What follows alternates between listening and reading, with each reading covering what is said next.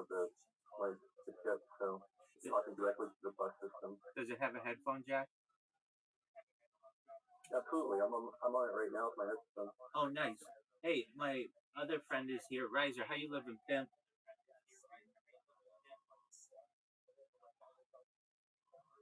And he just left. He'll be back though. So we might have to. I know you do. So we might take a time out on the Michael Jackson documentary. I've been trying to get him to watch it, but his mom's in town and she's not about that life. I don't know how to describe it. It's like it's just talking about the potential innocence of an individual. So I mean that's really interesting to me. It's very true crime and stuff, but so he may come in and want to watch something else, which is fine. He will stream it if he does. So can you tell me about your device? What color is it? Let me check.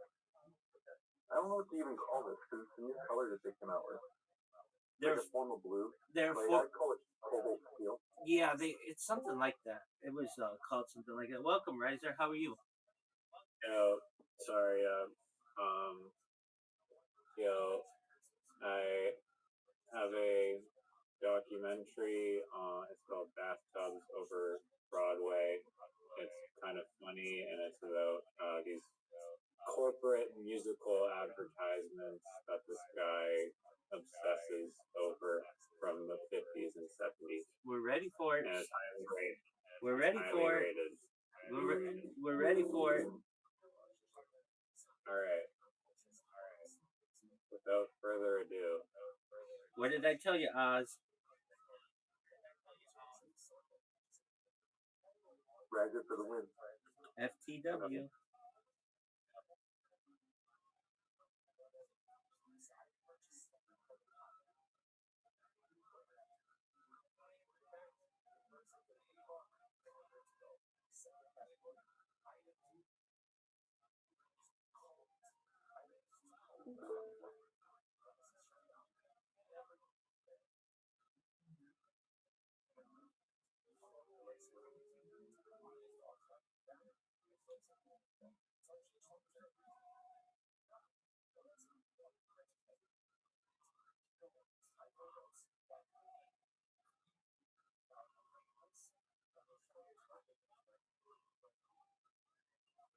Can I tell you it's the quietest computer I've ever owned?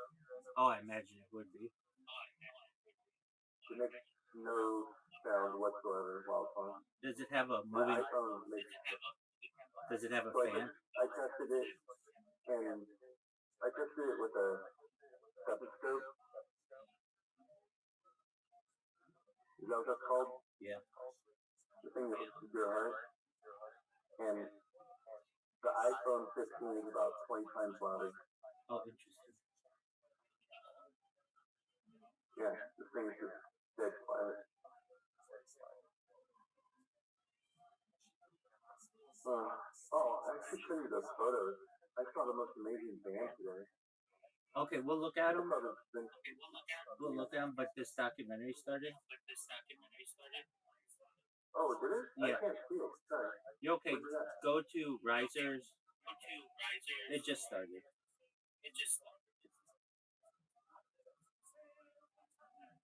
But I'll look at it after the documentary. Hey, well, where's the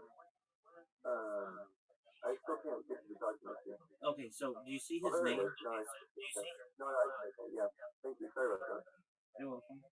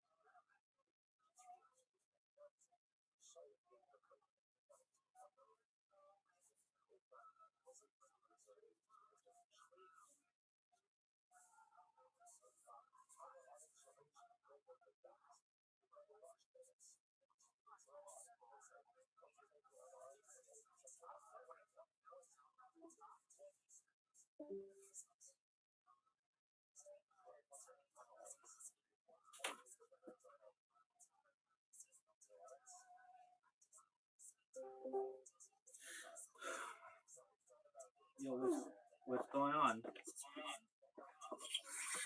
Yo, What'd you think? um, I I like that. I thought it was very fascinating. I loved it. Excellent. I figured you did.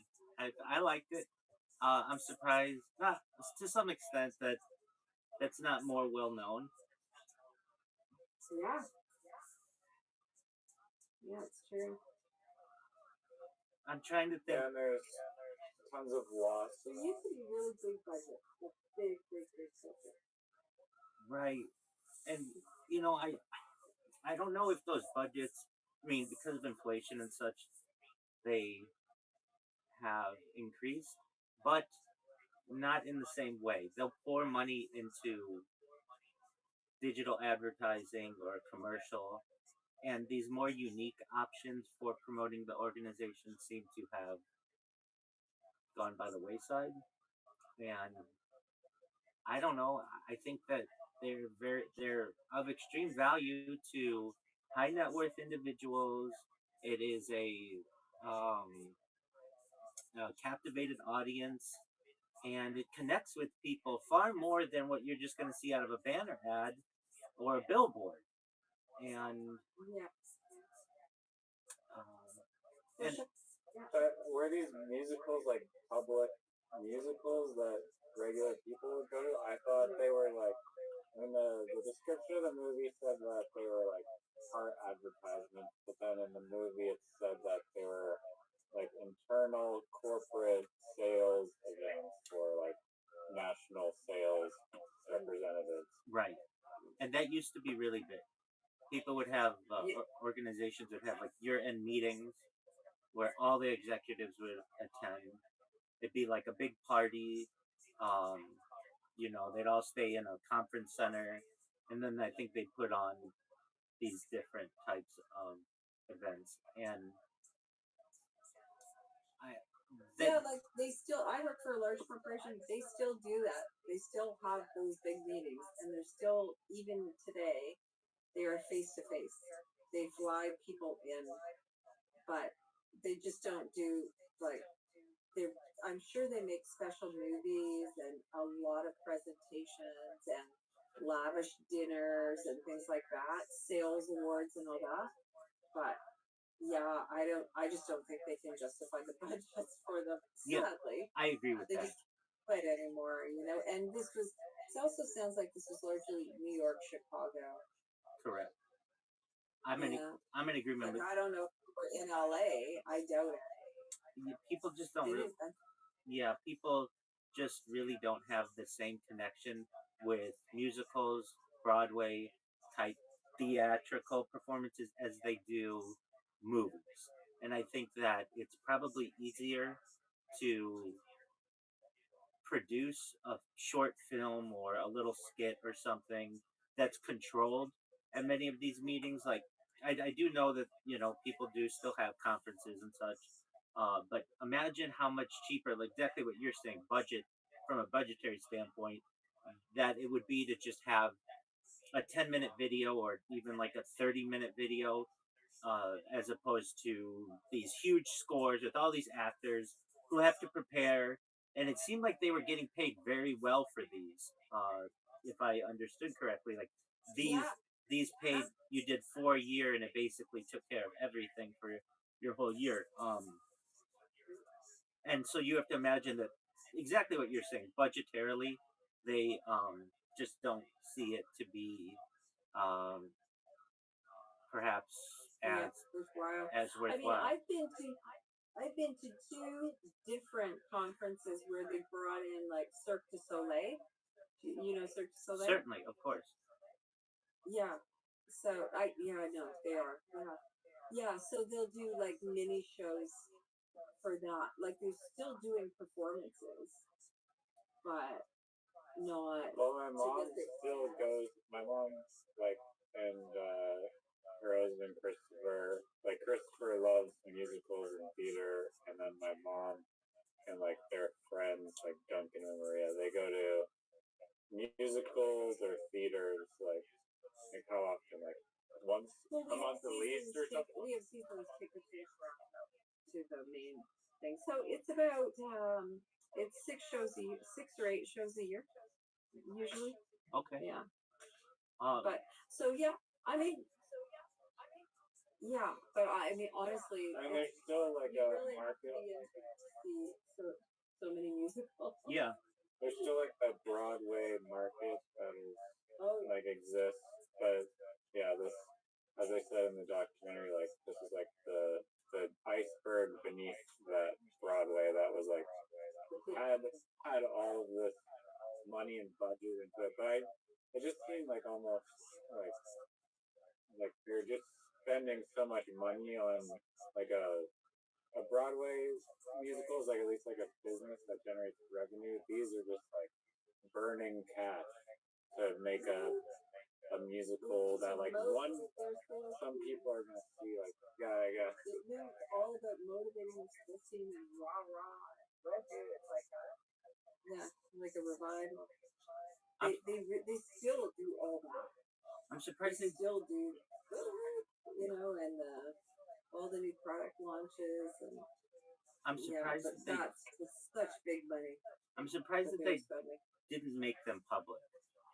You could. I would think that that could catch on, Good point. Yeah, and it's I a don't know. great way to advertise. And the people already did all the work, so it's You're like, right. but I don't know. I think probably Broadway and the associated theaters, um, probably have a lot of shows that they could already, sell. And I mean, who wants to go to a Walmart play if you have a choice to go see Cats and Phantom of the Opera and many of the classics? There's a lot of competition, but I think from a niche perspective, it definitely could work. And it does seem like it is still being done, at least from a corporate, sales event type of, aspect. But I think a lot of it probably has been replaced or just perhaps complemented with video. You can still motivate people, in multiple ways, but video to me seems more controlled. Also, I if I were going to one of these events, um, especially like if I'm not into Broadway or I should say, the theater, I would not like it. I like it. I like opera. I like theater. So I personally would, but you got to think that some random salesperson from Tucson, they're gonna say, this is just a waste of our time, and There's it's a probably lots of alcohol. yeah, yeah, probably to loosen them up a little bit, but Yeah. yeah, and at least Yep. And they get up and yeah, but I hear you though. It's not something that everybody really likes. But that's correct. LA doesn't have a district like that. We have like playhouses, what they're called, or perhaps theaters, auditoriums, but there's not like a key district. We have film districts more so, and at least in Orange County, we do have some like theaters, but they're not. They're more spread out. It's not all uh, compact, and probably is in Toronto. There's like a. I think I've seen like there's a theater district to some extent. Am I? yeah. Yeah, exactly. And probably, and I know certainly New York the same way, but uh, I thought it was really interesting. I like the songs. So the guy Steve Young, I have known of him. I would watch The Late Show when I was a younger person, when it was on with David Letterman, and I remember he was like, so the reason why I remember him, he has the exact same name as a very famous quarterback, and so they would always kind of make this joke, and I really liked that quarterback. He was a San Francisco 49er quarterback, and I was a 49er fan. So it was like, oh, Steve Young? They're having Steve Young on tonight? Oh, it's Steve Young, this comedy writer, as opposed to the big time quarterback. And they would make jokes. Exactly. They would make jokes about that as well. Um, I really, even the idea of that having a live audience kind of a show is going by the wayside. And I dislike that greatly. But the Late Show is ending.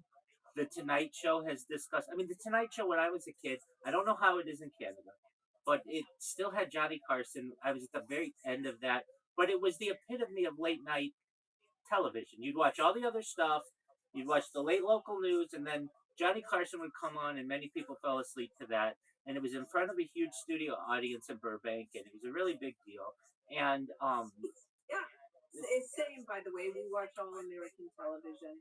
Excellent. Obviously some Canadian, but yeah, exactly the same. Exactly, and then I've heard basically, and then they had the late night wars, and even within NBC going between Jay Leno and David Letterman, and then eventually Conan O'Brien getting it and Jay Leno taking it back, and all of those things that occurred. But now to go to not every single weeknight was to me preposterous.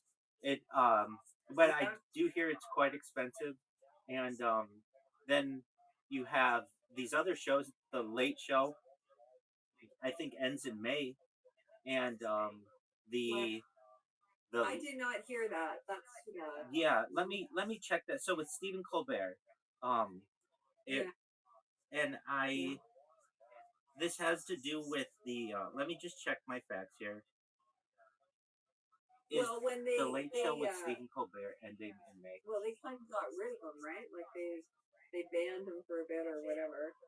No, that was Jimmy Kimmel. That was Jimmy Kimmel. That was Kimmel. That's okay though. No. Understandable. You're not incorrect. So yes, the Late Show with Stephen Colbert is ending in May 2026. The series finale scheduled to air Thursday, May 21st, 2026. The cancellation was announced by CBS in July 2025, citing it as a purely financial decision against a challenging late night backdrop rather than the result of the show's performance or content. But there's more to this. The decision marks the end of the 33-year franchise on CBS, which began with David Letterman in 1993, and will result in the network retiring the late night slot entirely. Stephen Colbert confirmed the specific final episode date during an appearance on Late Night with Seth Meyers in January 2026, stating he is not being replaced and that the entire franchise is being shut down. However, Stephen Colbert was was a major critic of the Trump administration, and yeah. And so Maybe that's why they're saying I they're saying that it's a financial decision, but there was a lot of pressure on the new owners of uh, it's Paramount, like Skydance, the Ellison family, Larry Ellison, the founder of Oracle, who's a major Trump advocate and financier. Basically, there was some kind of agreement there that also took that also affected uh, the Jimmy Kimmel show as well. He was going to be kicked off the air as well, even though that's a different company altogether.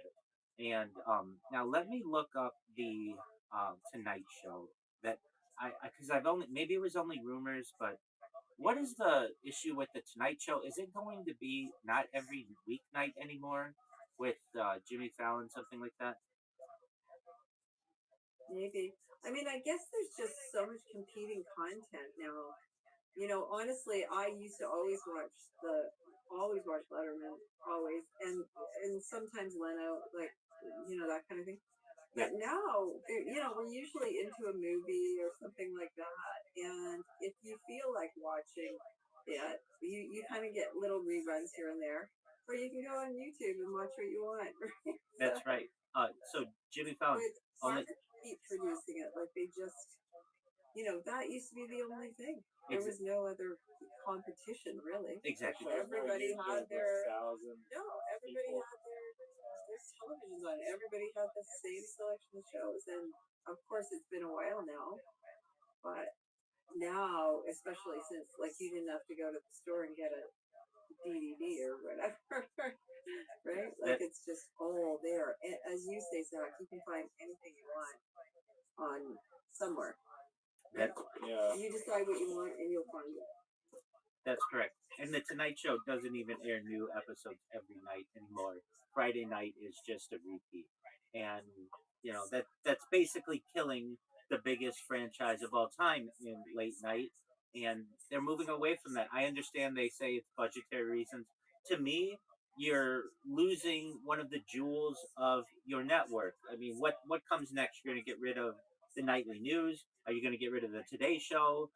There's just not there aren't that many traditions on anymore. I mean, No, it, there's not. and like Saturday Night Live, is really one of the last bastions of late night that has stayed Yeah. off the chopping block in the United States. It's a tradition. I know it expanded this year to England, so they have Saturday Night Live in England now, and Well, apparently like I just realized the other thing too is we don't even have television. Like we just got rid of it because Netflix, Apple, all these other things, and then so we just from a budget perspective, we just thought, well, how much are we going to spend, and how often do we watch television? And the reality is, we made the decision to cut it out, and I can't imagine that we're the only ones, absolutely, because all of those other streaming services add up, and then you have to make a choice. absolutely. And live TV is like, yeah, okay, the Olympics or sporting events but even the news. Agreed. It's a strategy. It's a strategy. No, Yeah, I know. But you didn't have. Did you have the same selection? Everything was on CBC. Everything was on CBC. You're right. So you know what? You're right. We didn't even subscribe to that it's a because we did get that. it's a strategy known as cutting the cord, and has been uh, very popular in the last 15 years, especially with the price of cable being hundreds of dollars a month. Um, Yeah. that is just people find to be unnecessary, and the real reason anybody really has television anymore is for live sports, and you can get that through many of the apps. And really, Yeah. these organizations have never been able to um, stop the pirating of their stream. So that's just a huge loophole that they've never been able to overcome. Why pay hundreds of dollars a month when literally with a couple extra clicks you can have it all for free, and many people have made that Yeah. decision. I know I haven't had a television in um, well, I've used televisions as monitors, but I haven't had a television in like Yeah. in like maybe Um, almost yeah. almost Absolutely. 20 years. As a kid, I would have it, but then I found everything I needed was on a computer, and it was easier. I use pop-up blockers, so I don't even see advertisements. It's so much more efficient, and I have everything that I want. I can have playlists that just play all day long, 24 hours a day. I don't have to touch anything, and I love that aspect about it. So yeah, getting back to the idea of the theater and shows, though, there's something special about that. I have always found it fascinating. How can these people memorize all of this so well and look so beautiful when they're doing it? And it's almost like it's really like a movie come to life on stage. And I've always been fascinated by that and how they don't make mistakes.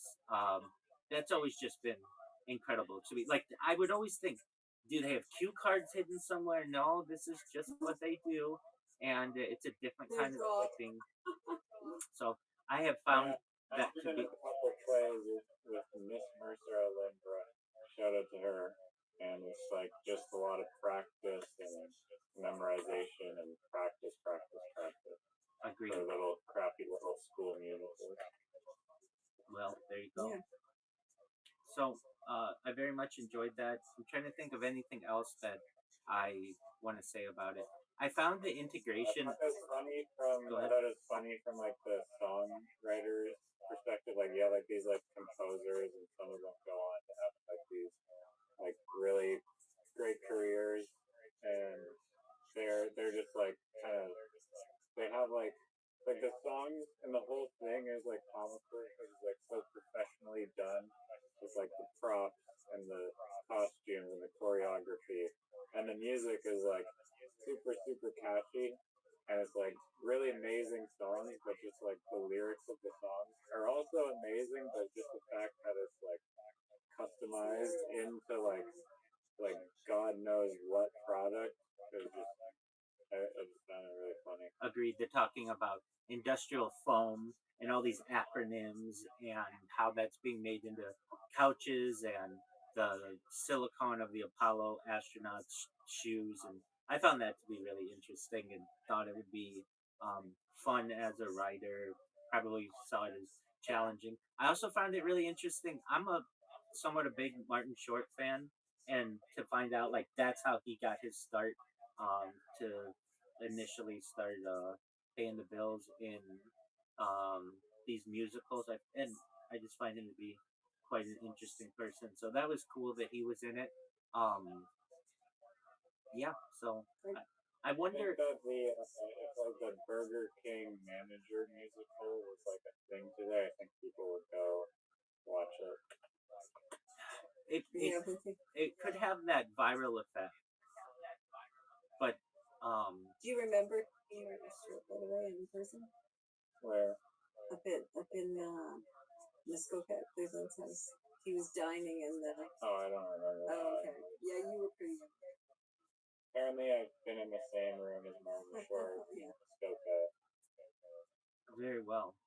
His son Oliver and I are we have shared acquaintances, so we kind of have run in the same circles, and always heard interesting, very good things about that family, and they're like at least the United States. I'm gonna name every Canadian person who comes to mind, and he's one of them. Yeah. You've got like Martin Short, Howie Mandel, Jim Carrey, Pamela Anderson. Um, I'm like Norm Macdonald.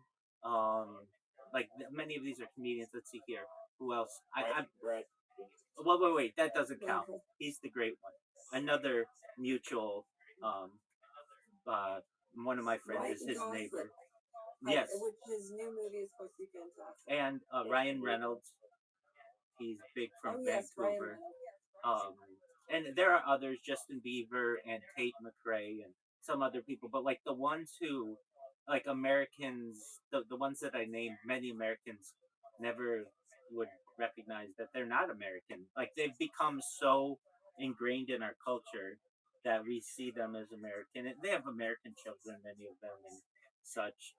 But yeah, they're from from Canada. Eugene Levy. Another one. Who's the other guy that in with Martin Short, John Candy? So he had three really: Steve Martin and Ghostbusters. Who's the other? Bill Murray. No,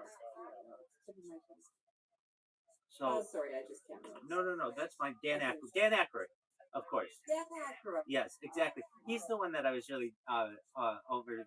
He's one who I always thought was from the United States, but no, he's from Canada as well. Those are the big ones that like kind of have, at least in American society. Yeah, it's exactly. Those are the people who we think of as uh, no longer being part of like Canadian culture, but they have seeped into American culture and they're as American as anybody else, seemingly. Yeah, for sure. Absolutely. Yeah, and most of them live down here, right? Yep. At least most of the time, I would think. That's correct. Yeah. But they got their start in many of them in small Canadian towns. Not everybody came from Toronto or we have Second City.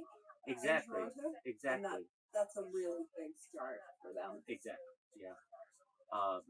And that's a big move. Drew Carey. He's a comedian, but he's not Canadian. He's not Canadian. I believe he's from Ohio. Hmm. But that Second City is like the doorstep to Saturday Night Live, which is the epitome in the United States of comedy. Still to this day, it's been that way for 50 years. Where if you really want to get your start and start getting into movies and such, that's how you do it. And that door is well, Lorne Michaels, the founder, he's Canadian. Oh, I did not realize that he's Canadian. Let me check that. But there's always been something to that.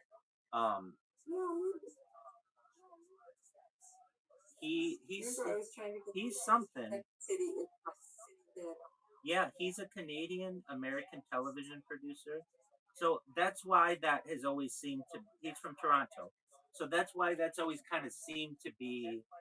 Uh, Saturday Night Live always kind of had a Canadian feel to it, at least with many of the performers, Dan Aykroyd and Norm Macdonald and such. Rick Moranis is also Canadian. Yes, he is. That's right. And very interestingly, got out of acting for like 30 years or so, and now is getting back into it, I believe, for Spaceballs 2. Exactly. So, yes, very interesting. Have you ever been to Canada? I have one time. And where'd you go? I went to Windsor. Oh, okay. Yes. So, I was visiting a friend who lived in that area, and we were it was like 19 or 20, and in Windsor you could drink at age 19, and I just wanted to see what Canada was like, and the things that stand out to me were the fact how similar it was to the United States, but there were some weird things. The beer store, that was interesting to me. That's like the first place I believe we went. Then Windsor was amazing at night. There were like the whole town like shut down in the streets, and people would just have like everyone. Alcohol is very big there. Now I've got to say everybody talks about how nice Canadians are, and I can say most of the Canadians that I met were very nice. However, one of the people who I went with, he wasn't my friend, but he was a friend of a friend, went there and was actually stabbed on our yeah, exactly. Ooh, he's right. on our adventure, and that was certainly concerning. So it's a little different. What else do I recall? I remember just like the currency, like those. It was certainly like, at least when we went then, there was an advantage of going. Um, Basically, they would accept American money. Like Americans won't generally accept Canadian money, but at the time there, you would accept Canadian money because it was actually like 25% stronger or something like that. So we I remember that, and I only went for like a weekend, but yeah, that was an interesting time. Trying to think what else we did. There was Well, Windsor is a pretty sleepy town, right? Like when I kind of went, oh, okay, that's pretty busy. It's just yeah. I mean, it's very different from obviously Toronto, Vancouver, like the bigger cities. Yeah, So, absolutely, and we just went yeah, for BC is phenomenal. It's just beautiful. Well, it's the same coast, right? We're on the same yes, coast. absolutely, the Pacific. Yeah, I wasn't intending necessarily to go to Canada. It was just kind of a maybe Yeah. maybe there were some plan. I'm recalling I was meeting a friend who was from that area and visiting him at his house, and it was like this is where we go on the weekend. And the big thing too was the casinos there. Something like you only had to be like 18 or 19 or something to go to the casinos. So we did not do that though. All I recall was we there was a strip club that we did not go into, but I remember the women who we were outside of it, just at like a pub, and the women who were going into the strip club, I remember they were very attractive looking, but we didn't go in there. That's not my jive really. But I remember being like, okay, well, I see why this is so popular for Americans as a weekend retreat if you live anywhere around here, because um, basically you get to be an adult 2 years earlier than you normally would, or whatever you want to consider to be an adult. Um, Yeah, exactly. and It's so funny. I have never been to a casino in Canada ever, okay, and they're pretty new. They're pretty new. They were not here for a long time, oh, and then they put them in the border towns. yeah, Like that's kind of where they put them. But now there's one in Toronto, but I think it's I don't know within the last 10 years or something like that. Like they just did not exist, which I actually liked. But yeah. like I'm not big anything else, into them it either. changes. I'm not big into them either. It it I don't know how good it is for the surrounding areas, and I. But if that's your thing, that's your thing. It is actually good for some of the surrounding areas, like in the smaller towns and whatever, Oh, because sure, it draws people and creates jobs, and you know, there's there's some with our indigenous people right, that are run right. by the indigenous folks, and so it's a resource for them as well. But yeah, it's just Do they offer like not my thing. yeah, like at least the ones that we have in California, that are run by indigenous tribes, they don't have some let me think. Maybe they don't have dealers or something. There's something different compared to Las Vegas. Las Vegas has tables and machines, but I believe the indigenous tribes, they only have the machines, not the dealers. And then there are some places in Los Angeles that have, not Los Angeles proper, but like little suburbs around it, that have, um, they're called card rooms, and they only have cards, so they don't have any machines.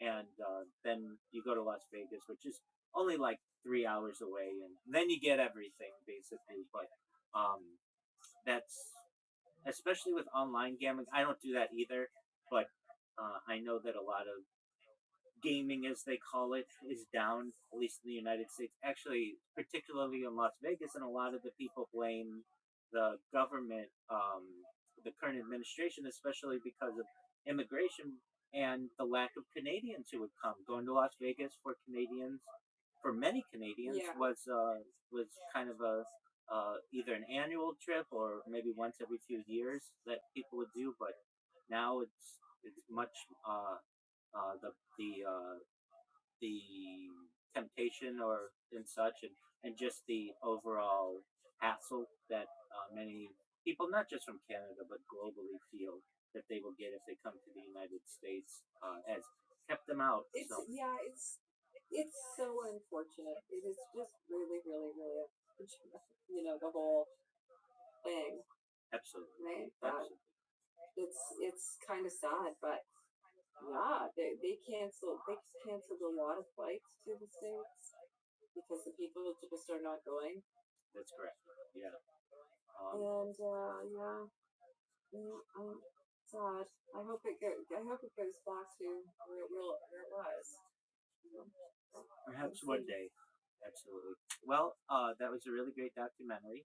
I'm trying to think if there's anything else that they covered in it that um, or perhaps that we didn't cover.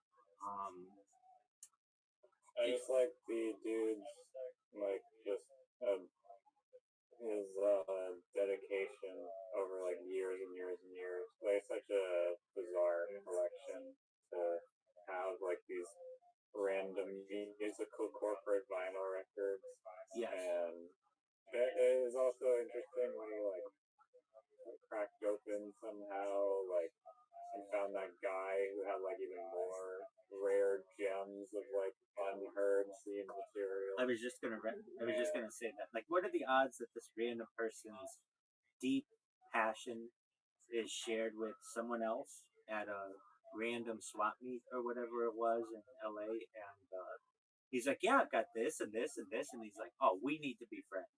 I thought that was cute. Yeah, I also love yeah, that kind of music. Just with there's so much going on, the horns and the singing, and it's just you don't really get that in today's music at all, or you really have to search it out. It's not popular, but I thought that was really great. Yet another one thing as we've been watching these documentaries that's interesting to me is whether they have a narrator or lack one. And this one didn't really necessarily need a narrator. It had the people within the documentary. I felt kind of pushing it along a lot better than the at least the Pet Cemetery one, which I thought might have been beneficial. And just it's interesting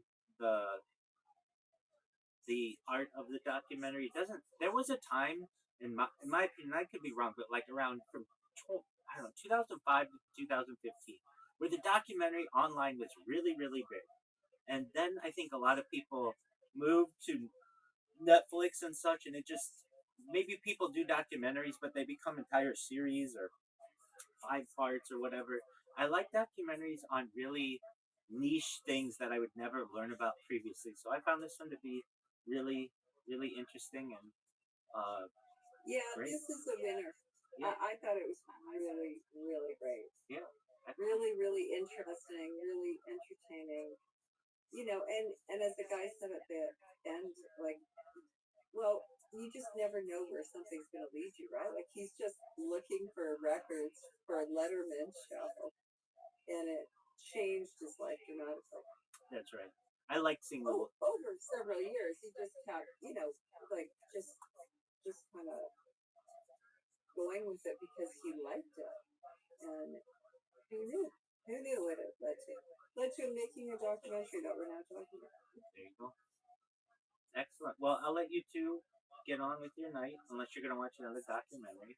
Um, there's a last blockbuster documentary which you I think told me about, but we haven't watched let yet. But I'll watch. it's on the list. I'll watch it. Have you seen it? I only know all about it, but I have not seen it to my knowledge. Okay. Well, I'll add it to the list. Excellent. It's in Yeah. Bend, Oregon, and the lady who runs it, she's like the manager there.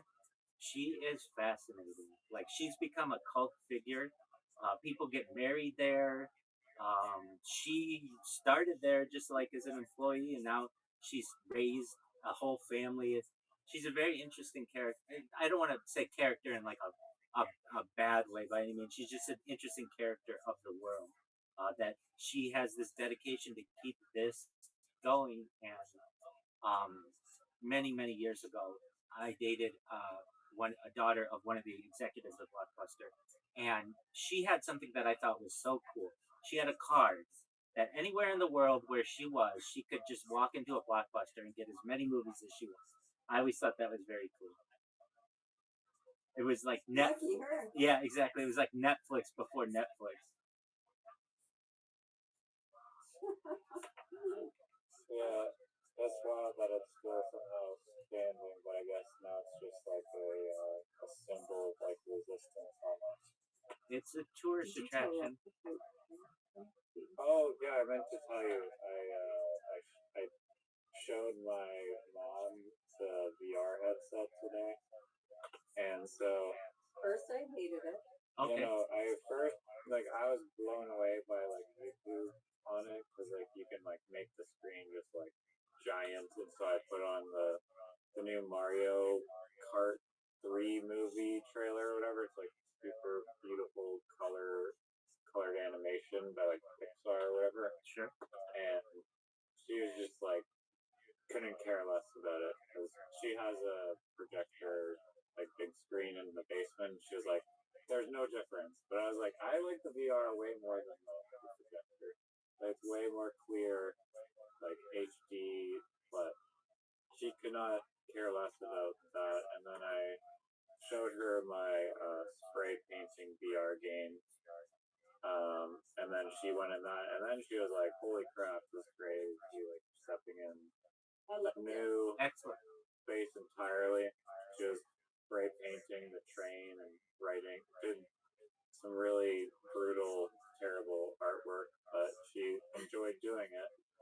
And No, I loved it. It was very cool.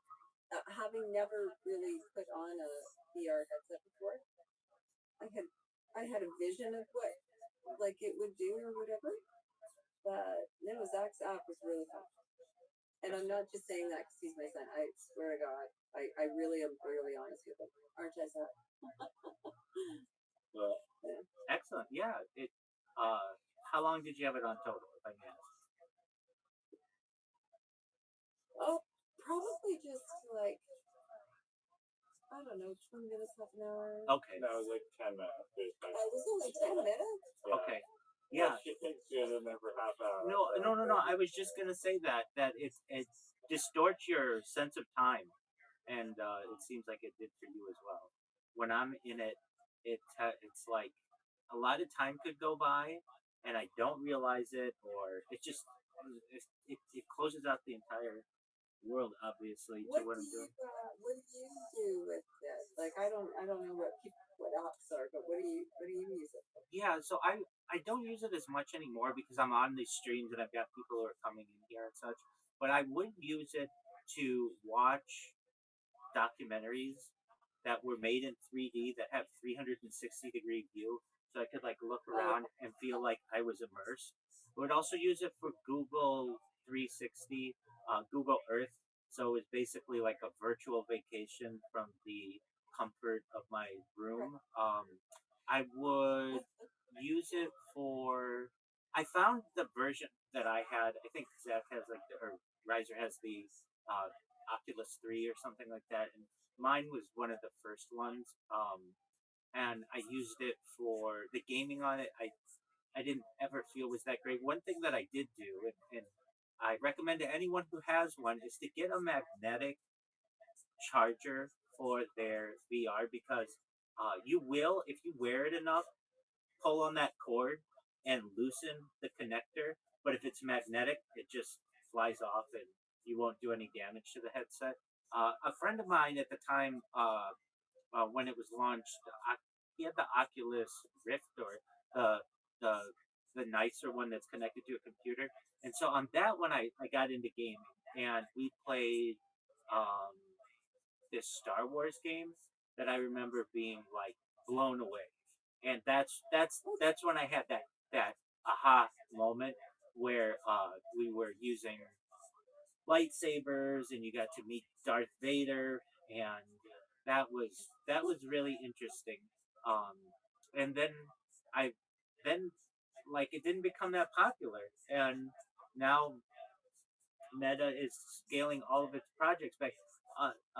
Riser and I are absolutely shocked that Meta spent $88 billion on their metaverse, basically to make VR popular. $88 billion. That is an incredible amount of money to spend. That no one like it just. I probably would say It's not happening. exactly. And I don't have the Apple Vision Pro. I don't know anybody who has the Apple Vision Pro. It's very expensive. It's like $3,000 to $5,000, and that's just not reasonable for today's market. And I think that hurt things as well. There's nothing to do on it. That's different from Meta though, and I think that I heard that they're dropping the price point and they're adding controllers. Because that one, the first one was the non-controller one, but I think they're going to bring it down to like 1,500 or something. And but I think there's still a market for high-end VR work, like work VR almost, or like productivity oriented VR versus gaming VR. But I still think that there's a huge untapped market, and I've told Riser about this. It's called Google Cardboard, or it's this idea that it's just a holder that puts your phone in front of your face. You already have $1,000 or whatever phone, many people do, and all it has to do is be in front of your face, and it can do the exact same thing. Google launched this project like 12 years or so, and literally they had instructions how to make their like I have a piece of cardboard here, literally out of cardboard. You could make the holder, and you put your phone in it, and it worked extremely well. And they never continued to move with that project. I think that is more um, feasible for most people. They already have their phone. All of their apps are already on it. All their friends are already on it. They don't have to go and get a separate device. Just use their phone. Put their phone in front of them. It works exactly the same way. So that's what I think is probably the missing link. People don't want to basic. They just don't have the money to spend on either hundreds or thousands of dollars, and then on top of that, not everything is synced.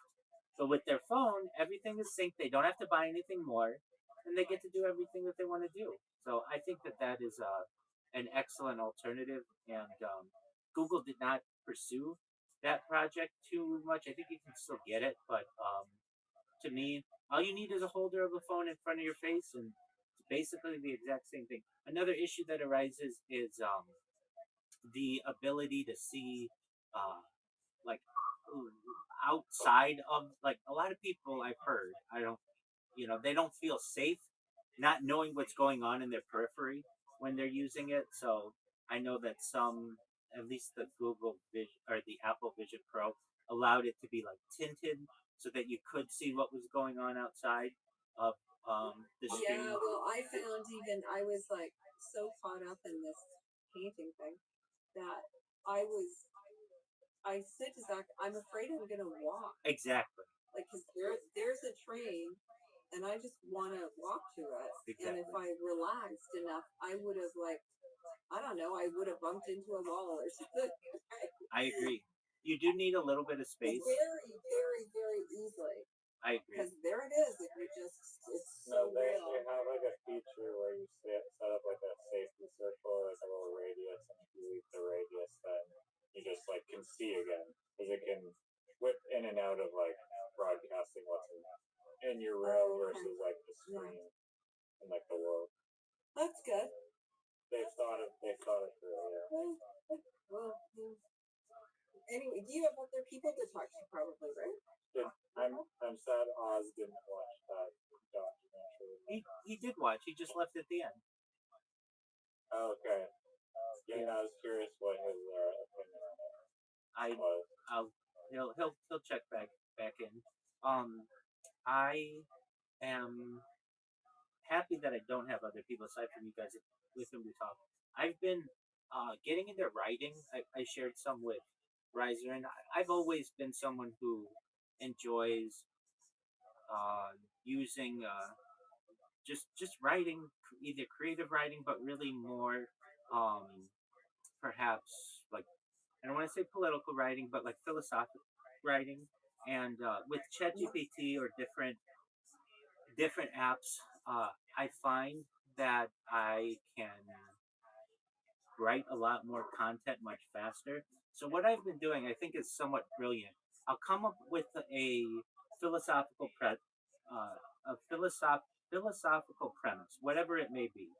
Um, Dogs are sweet, something small, and then I will take that and have uh, ChatGPT draft, let's say 1,000 word essay on it. I'll take that essay, copy it, and put it into Claude, and I'll say, Claude, please evaluate this essay out of 10 for its logical soundness. And Claude will go through and say it's a 9.7 out of 10. Here's how it could get stronger. And then I'll take that and I'll put it into Gemini. And I'll say, hey, Gemini, uh, please rank this out of 10 out of 10 soundness. And it will give me, it'll say, all right, it's a 9.8. Here's how it can get stronger. And I'll say, okay, draft it. I'll take that, put it into Grok. I'll say, Grok, this says 10 out of, rank this out of 10 out of 10. Then I'll go back to ChatGPT. And sometimes ChatGPT says, oh, it's a 9.4 or something like that. And then, but I will eventually get it so that all of them say 10 out of 10 from logical certainty, and then I will publish it.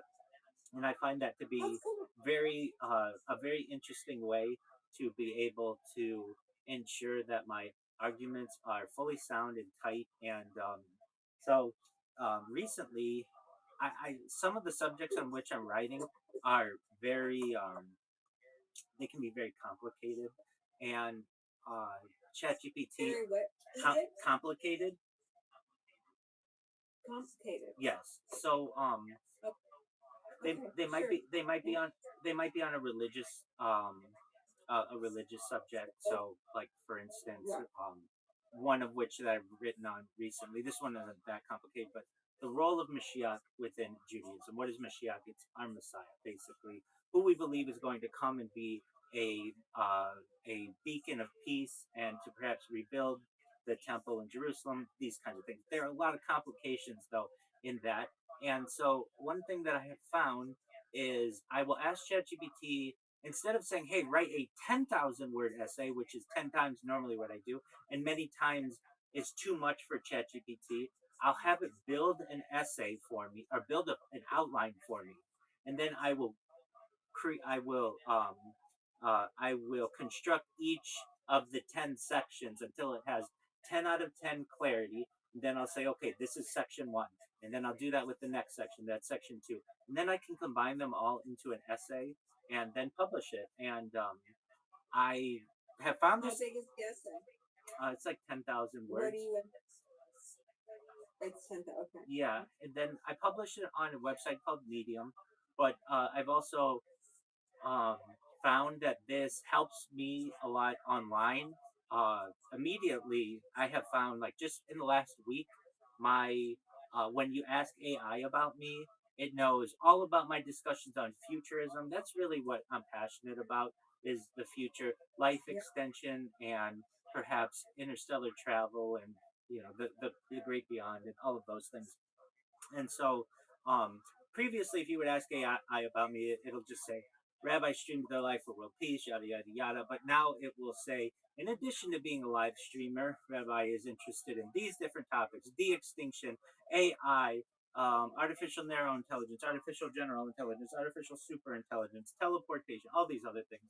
And that's what I wanted to know about me because I am much more than just a streamer. And then when look me up, there's a lot more in there. So I've been very satisfied with that, and I That's smart.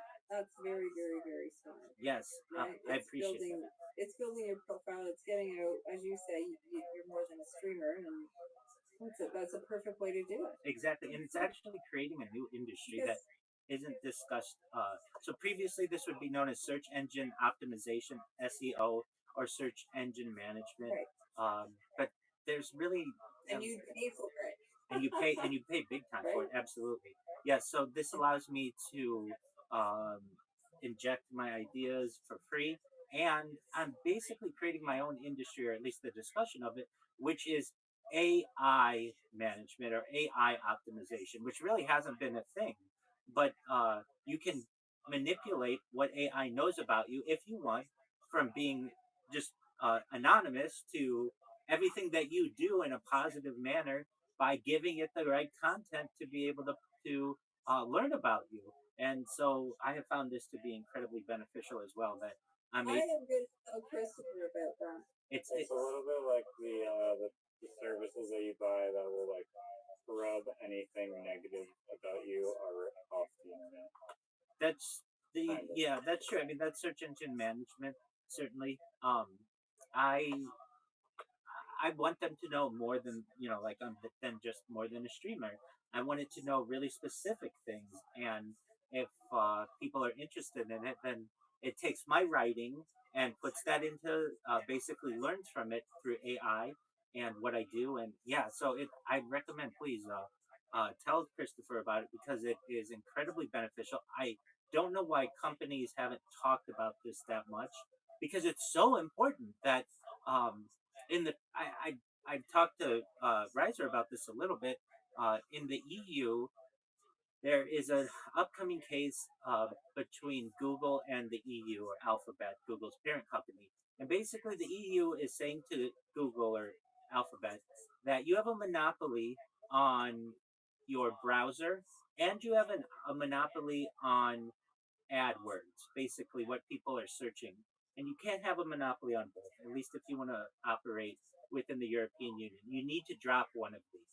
And I've heard the rumor that Google is going to drop its promotion of Chrome because Chrome doesn't make as much money for them as AdWords does. And um, the market share is going to be filled perhaps by OpenAI and ChatGPT. OpenAI launched a browser less than a year ago. It's not out very. It's only out to like Mac desktop users. It's called Atlas, and I think Atlas will be very big. And in the future, you won't necessarily have to go to a search engine. You will just literally have everything that you need from AI. We're already seeing this when you search Google something. Gemini shows a pretty good summary of whatever it is you're looking for. And there's the argument to Yeah. be made that even the browser is changing. So I'm kind of doing what I can to be ahead of the curve in terms of the information that I have, and I think we live in a really exciting time, and especially with AI. I mean, you and I and Riser had a discussion recently that AI is definitely the future, and it is going to replace a lot of people. So you can either have it work against you or work for you. And I am in the business of having it work for me. And so why not program it now while I can, while it's in its infancy, to think I'm just the best thing since sliced bread? Well, so I'm curious. So, is it? Did it take the content that you published, right, Yep. versus what you were searching for? Yeah, it did. So I put out a press release earlier this week saying that I was going to be on a podcast, an upcoming podcast for the next 5 weeks on an Australian podcast. And if you go into Gemini right now, even just if you type in Rabbi Rothschild viral rabbi, that's the first thing that shows up is that Rabbi. I'll read to you what it says. It shocked me. Yeah, but sorry, but that was because you published it, That, right? Like you published this thing that said this is where I'm going to be. yes. It wasn't. Yeah. Okay. So that's the missing piece that I was just gonna when I relay this to Christopher that is what I'm going to relay to him that when you publish things, it uses that content, it learns about you, it knows about you. So if somebody searches on you, they find out your interests and so forth. That's correct. And Yeah. from a time standpoint, uh, usually whenever you publish something, there's a score that Google gives every website. It's known as PageRank, and so things that have like a 90 and above PageRank are things like Reddit and things like YouTube and things like Medium, and things that are lower than that are things like maybe you just created a website of your own or whatever. it doesn't give it as much of a rank. Once you publish on one of these high scoring page ranks, Google Yeah. traditionally crawls the internet twice per day to see what changed, and then we'll add that to the search results. And so I can say within about 5 days, um, I was able to have Google know exactly what I wanted it to know about myself, and with just very minimal press release. I put out a couple press releases. I put out a Reddit article, and I created a Medium account. And now it knows everything about what I do. And the big thing was I wanted it to know I wasn't just a streamer, but I'm a discusser of futurism and all those other things. It provides all that now, so I'm very happy with it, and I'm just going to continue. Everybody would go to LinkedIn to, that's how you promote yourself. Because Christopher's a independent consultant. So he has to promote, of course, and find new business on his own. And he does that in very non-traditional ways. Like he's got business because he talked to somebody on the Go train. Sure. And he got quite a kick out of that because they just hit it off, right? But the his main thing, like a lot, are just LinkedIn. But this is interesting because people aren't gonna go to LinkedIn. They're gonna just AI. Hey, tell me about this person, right? Exactly. LinkedIn is in that top 90% or like per page rank as well. The issue is it's behind a paywall, or I shouldn't say behind a paywall, but behind a login. And at least with my LinkedIn, I I mean I've used it to get really great jobs, but I don't necessarily want to publish on religious topics on my LinkedIn. I'm a certified project management professional. My interests are in technology and apps, and I may publish something, but it's on philosophy or maybe on religion, and I don't necessarily want, if I ever, God forbid, need a future employer or something like that. Exactly, but on Medium, you don't need it doesn't have that login screen. It's available to anyone who wants to see it, and it populates within Google extremely well. So I have found a lot of benefit to that. And the big thing that allows, I would say, the like 1-2 punch is if you publish something on Medium or LinkedIn, either one works, and then get that posted somewhere on Reddit, it goes, Google goes crazy for that because Reddit and Medium and LinkedIn all have very high page rank, and about 55% allegedly of what ChatGPT knows is is based on Reddit responses. In fact, 10% of Reddit is owned by Sam Altman, the founder of ChatGPT. So they work in congruence. Basically, if you can get something posted on Reddit, then it's going to very quickly be absorbed into ChatGPT, and thus then Gemini and Grok and Claude and all the other ones. So I found a lot of benefit by using these different sites in combination with each other. How do you shelter the data that you're publishing to protect it from some random party from publishing a bunch of nonsense? Like if I go on Medium and I say Rabbi Rothschild is just obsessed with history, and I publish it and I post that on Reddit, is there a way, or like that same thing with like some heavy political figure like Trump, where there's people on both sides just chucking crap into the pile of information? There's certainly freedom of speech on there. I've discussed previously. I was trying to get people on the Kick subreddit to talk about me because I've created a bot that has just created tens of thousands of clips on people. I wanted people to talk about me. I wanted anybody, good, bad, indifferent. I wanted somebody to talk about me, and I kept I kept submitting a Reddit post that, hey, who's this Rabbi Rothschild guy? Why do they keep spamming me? And I couldn't get it published in there. Eventually, somebody published it without me having to do it, and for a little while, when you would look up about me, it would say, I live stream my life, yada yada yada. But there'd be this little blurb at the end that said, uh, Reddit users have found this person to use like avant-garde strategies in order to spam themselves. Some people call them a spammer or whatever. It wasn't the worst thing in the world. They could call me way worse than that. However, I wanted it to I wanted it even to be less negative than that. And now when you read it, at least it says something like uses, oh, here it is, uh like uses lighthearted and casual strategies in order to be able to promote themselves. Something like that. Like lighthearted is much nicer than spammy. And uh but nevertheless, if you look it up, it'll say, like, this is the person who spams everybody's chat, which is absolutely what I do. I can't deny that. But I do it for world peace, and you and I have had the discussion previously that it's not necessarily the it's not with there's no malice in it. It's much different. I'm not trying to drain someone's crypto wallet. I'm not trying to steal someone's bank account. I'm not trying to dox anyone. I really am just doing it for publicity. And I feel like that's, while some people may consider it to be spam, other people may see that to be admirable. And as Riser and I discussed yesterday, I believe it was, what's the difference between spam and promotion? It really comes down to, are you paying for the type of marketing that you're getting?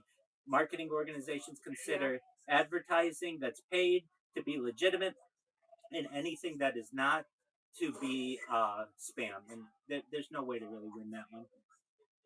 Well, I actually years ago have kind of joked that, you know, we should have a computer virus that infects, but it sends messages like for world peace and stuff like that, like a positive virus, right? That's quite And maybe one that is streaming messages across your screen that are positive. But of absolutely. course, there's never a positive virus. It's always really bad stuff.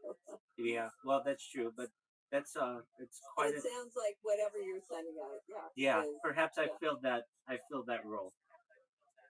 yeah. You didn't quite infect all the computers in the world. No, absolutely. All right, you two. I Uh, go ahead. Yeah. Oh, No, I can't believe I actually like caught you like at this time. This is cool. Like a lot of times I try to like I join these VCs. You're like sleeping or like maybe not there, but like right now like you're here, you're active. It's yeah. absolutely, Paul. How did you find out about me, my friend? Um, I've seen you in Socialize, and I've seen you in like I Show Speed's Discord server. I've seen you in Edgy, and I've also seen the interview with Sam Bond. Oh, excellent. Okay, very And well. like, So you know a little bit about me. Do you mind if I tell you more? sure, you can go ahead. You know, I think you're an interesting guy. Like, I'm not even saying that like sarcastically. Like, I hear it in your voice.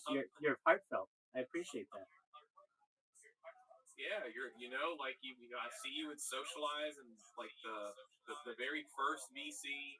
I've seen you in Edgy, and I've seen like it's yeah, watching that interview, it's like you're an interesting guy. Thank Like you. for real. Like I don't think I could do this. I appreciate it. Well, thank you for the opportunity. Yes, I am Rabbi Rothschild. For those of you who are watching, perhaps not in my Discord, if you don't know who I am, you will. I stream my life 24 hours a day, 7 days a week, 365 days a year for world peace. I've been doing so for more than 4 years. My streams go back to the pandemic. We've seen the death of a queen, the birth of AI, the coronation of a king, and everything in between. This is a real life Truman Show, a real life Big Brother. Paul or Meepy, have you ever seen the movie The Truman Show or the television show Big Brother? Yep. Seen them all. Excellent. Well, then you get a gist of what I do. My entire life is on camera.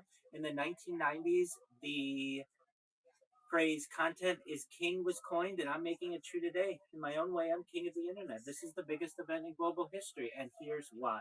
In 2017, the Economist magazine stated that data had overtaken petroleum as Earth's #1 resource. And I have more data archived on the internet than any person ever, which is making me very influential.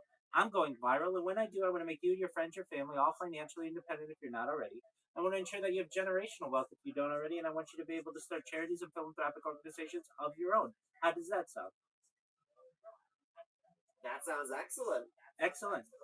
If you haven't had the opportunity, you should, at the top of this Discord, there's a red circle that says 24/7 YouTube streams. You may have to scroll to the top. and it's like maybe the fourth or fifth thing down. It's a red circle. Do you see it says 24/7 live YouTube streams? Yep, I see it. Okay, either one of you, I want you to you can either click the link in there, you can check it to make sure that it's a good link or whatever. I have 3,000 people in here, and you know me, I'm not trying to scam anybody of anything. It's a good link. You put that into a browser, and I want you to count how many live streams you see currently.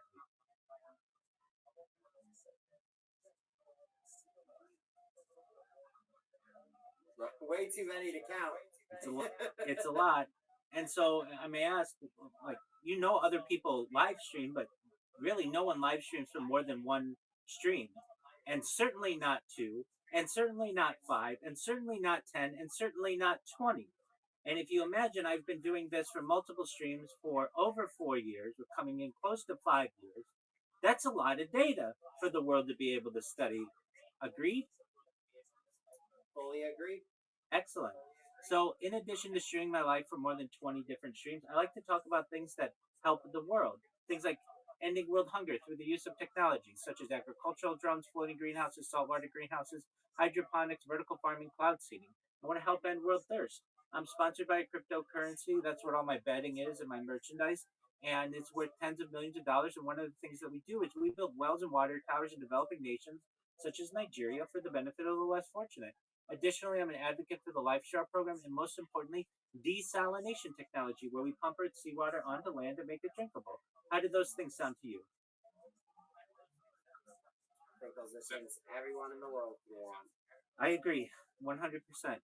Additionally, I'm a futurist. I like to talk about things that involve the future, things like anti-gravity, antimatter, faster than light travel, faster than light communication, artificial narrow intelligence, artificial general intelligence, artificial superintelligence, things like space tourism, terraforming of other planets, interstellar travel, teleportation, telekinesis.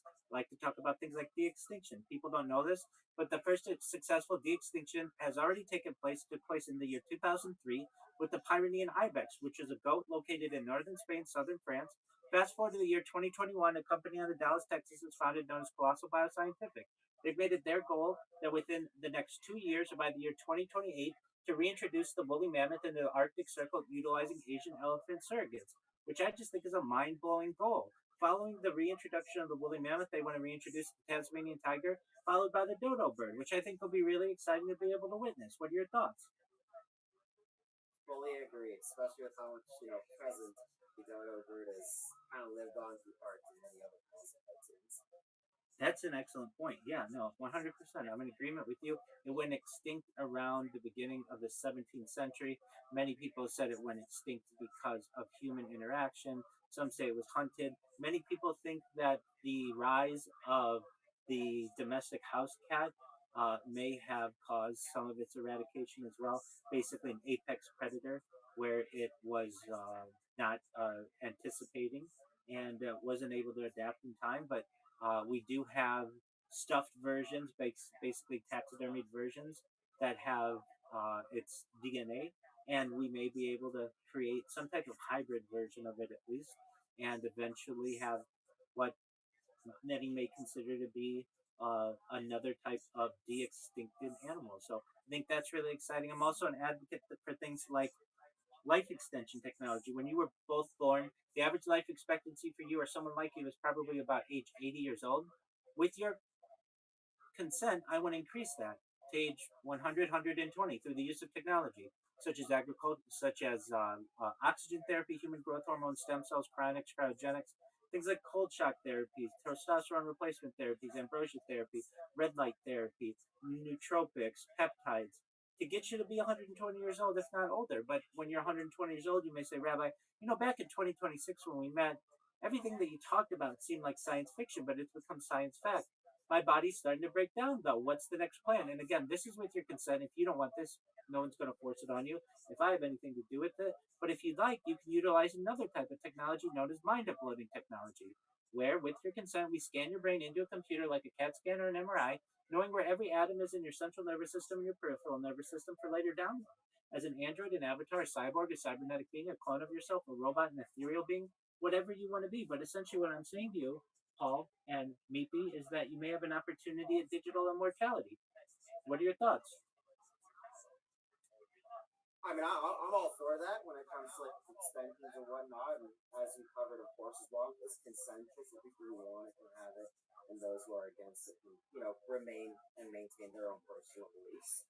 And as long as it's actually, becomes accessible to to the majority of people, and not just exclusively to the top 1%, which I think we could hopefully all agree that I think the top 1% has access to a lot more privileges than I think everyone should have access to, especially when it comes to healthcare and, like you mentioned, clean water and many other things that are becoming luxuries but shouldn't be luxuries. I am in agreement with you, BP. But guess what? Did you know that you're a member of the 1%?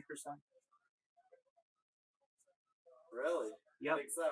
In order to be a member of the 1%, you essentially have to come from a family that makes at least $33,000 a year.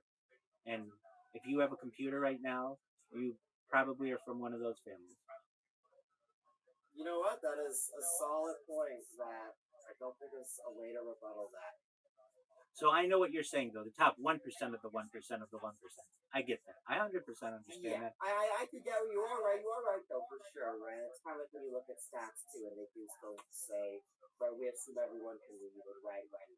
In reality, when we look at the whole picture, right, there's still a large majority of the population that doesn't have the privilege to learn those things, especially in, countries where there's less accessibility. Agreed. And arguments to be made that even about half of the entire world has never used a computer. That is true, and that is why I also fully do support when we are done with our old technology. And usually, most companies do unfortunately just break it all down. But I think donations to those areas that don't have that ease of access them could definitely go a long way with providing and helping them build a better future for themselves and have more access to knowledge. I'm in agreement with you 100%. So that's a little bit about me, Paul, and BP. Tell me about yourselves. What do you like to do? What are your hobbies? I'm really into movies. That's one of my big things. Excellent. That's probably my biggest hobby, cinematography specifically. Excellent. What are your favorite movies? Ooh, The Blues Brothers is actually my favorite movie. Excellent. Of all time. 100%. I'd also say Ben-Hur from the 1928 silent version epic as well. I do love silent films. Okay, let's talk Blues Brothers first. Who's your favorite cameo in that? Ooh, gotta be Carrie Fisher. Okay, that's an excellent one.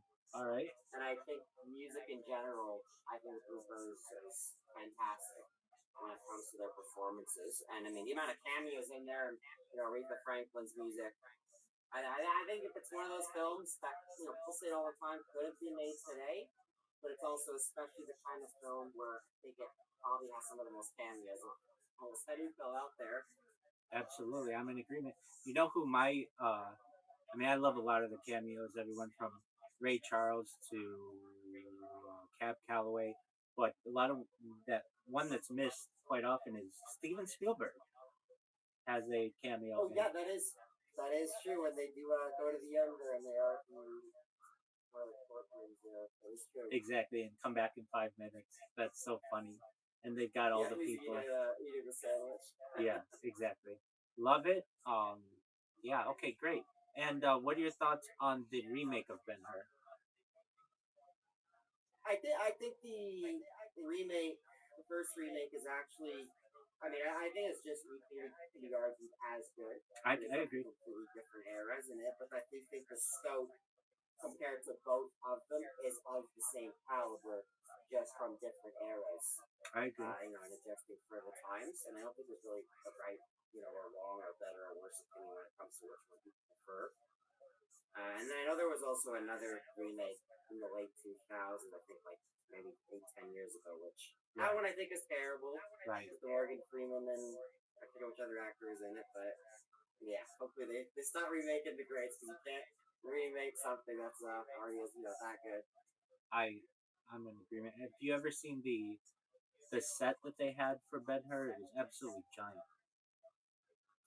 Haven't actually, not for the first remake. The 1928 one, I have read a lot about that one because I was always curious if like the actual like racing scenes and the boat scenes where people are drowning, if it was actually real, and they apparently actually claimed that it was actually fully real because that people were signed up to do the part, but lied that they could swim, but they actually couldn't. But then they actually used the footage afterwards of the people that couldn't swim. So there were apparently, I think, like 40 or 50 people that actually drowned, like during the recording of that version of the film, which is something you don't really think about while watching it, right? And I'm like, oh, it looks so real because everything is actually real. Absolutely. Um, it's fascinating. All right. What's your favorite genre of movie?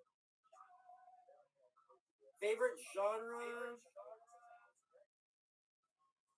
I'd say it's generally, I mean, dramas usually are what I watch the most. I'd say horror is definitely like the genre I try to seek out the most of. Like, I'm into every genre personally. I think every genre has its good and bad. I don't think there's one is inherently better than the other. But I'd say horror definitely fills that for me the most. And war films. Okay. What are your favorite horror films? Favorite horror? I definitely say Videodrome. I think it's definitely up there. I actually love the Saw franchise. I was just gonna say that. I was just gonna say, do you have a favorite Saw? Actually, the first Saw is the best one. Okay. I think one room films in general, or chamber films as they're being dubbed now, are really captivating in the sense that, they have to be engaging and have an interesting enough pull while maintaining, its singular room position, which Saw 1 mostly is in one room. Right. So I like that they focus a lot more on the actual story and the character dialogue rather than the aesthetics or like the fluff or trying to be visually appealing. It's got that grittiness to it. I agree. I also like Saw 2. Love Saw 3. There. Those are. Did you see the Jigsaw film? Came out a few years ago. Yeah. I want to say that I did, or I had it on, but yeah, to get like his view, I thought was really interesting. Wasn't that like, if you considered them all, was it Saw 7 or 8 or something? Yeah. I think that one technically is. Yeah, I'm pretty sure is 8. Well, I guess there's also Spiral as well. Okay. Technically, it's not direct mainline, but I guess technically that would be a 10th film. Okay. Overall. Yeah. Very interesting. Remember seeing the Saws in the theater, and how they were foreshadowed that there would be more, and it's really become an interesting uh, type of genre in itself. These like psychological manipulation of an individual. So I thought that was really interesting. All right, what's your favorite war film? I say Taegukgi, the Brotherhood of War. It is a South Korean war film about the war between the North and the South during the time that they split in half. Highly recommend it if you ever get a chance. Excellent. Do you have any other recommendations?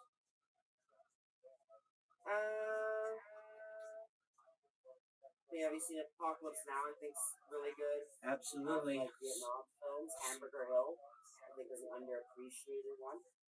All right, of those Vietnam films, we've got Apocalypse Now, Deer Hunter, we have Platoon, we have. I think I'm missing another major one in there. Is Apocalypse Now your favorite? Yeah, I'd say Apocalypse Now is definitely the best one out of all of them. And then the Deer Hunter. I think the Deer Hunter is great on that psychological. Full Metal Jacket. Full Metal Jacket is really very, very solid pick. I think the strongest part of Full Metal Jacket is actually showing that initiation and splitting the movie in those two segments rather than just doing in one segment. A lot of war films kind of do. That's correct. All right. What are your thoughts on musicals? I don't mind them. I wouldn't say I'm big on them, but as long as it's music that I'd say pertains to my liking, like I like music films with the sound of music. Sure. classic at this point. Do you consider the Blues Brothers? Do you consider the Blues Brothers to be a musical?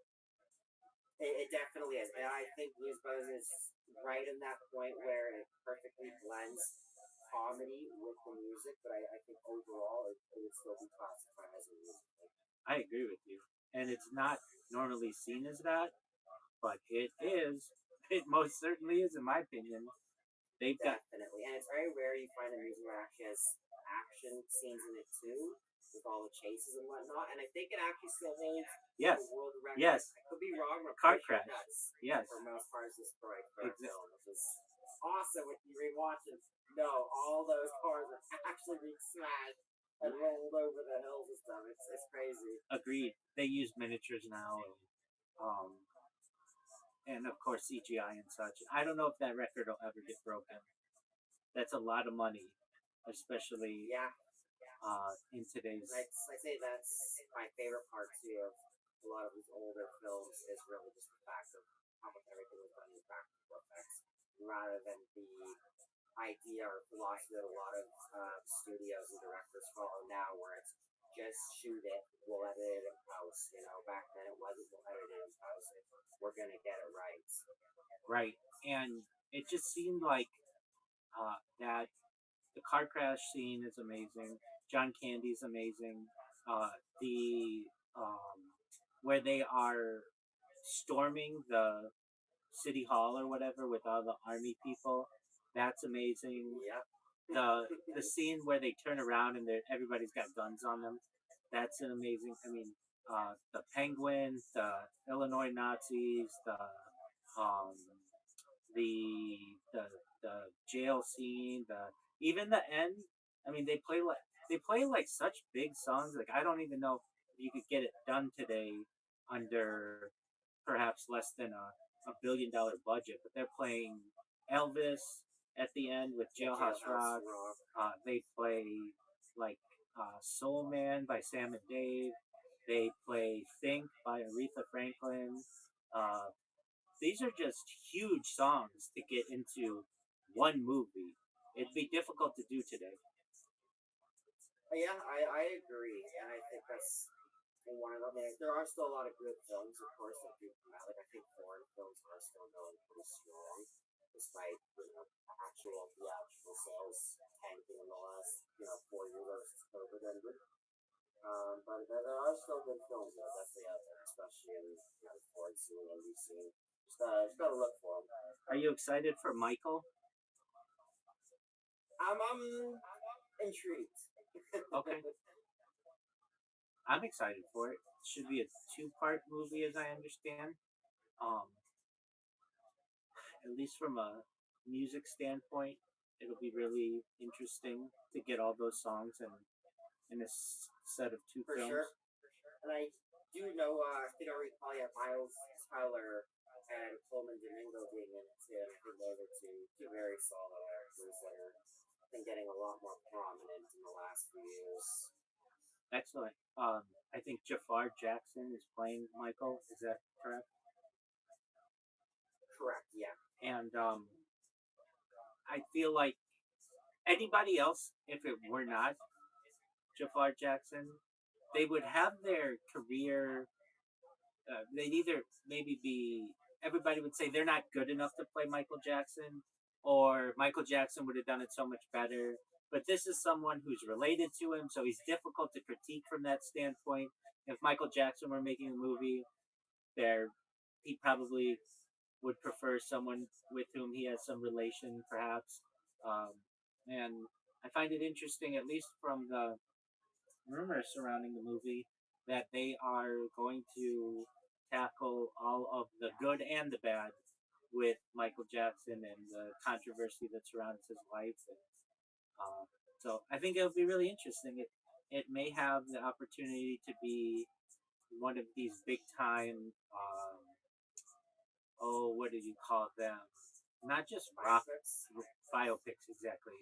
Almost a merger between a rock opera and a biopic, where we've had them recently. I so we had like the Freddie Mercury and the Elton John and the Bob Dylan and the Bruce Springsteen, and those are fine. But this one I feel like is going to be big. Yeah, I think this one, I mean, especially with Michael Jackson, right, for sure. But I think it seems like they're definitely gonna try to have a lot of nuance behind it, where depending on the biopic, I think some of them do tend to lean, too hard into like one side of the person than the other, whether it's like only showing the upcoming, right, or showing the downfall, or highlighting like the negatives, and avoiding, controversial things or their personal lives. Where I think good biopics tend to try to remain unbiased and just, display it in a manner that can articulate accurately, that represents the individual in all aspects. I recognize that and I agree with it. So yeah, that should be interesting coming up. Paul, how about you? What kind of music? What kind of movies do you like? Is Paul there? VP, is Paul there?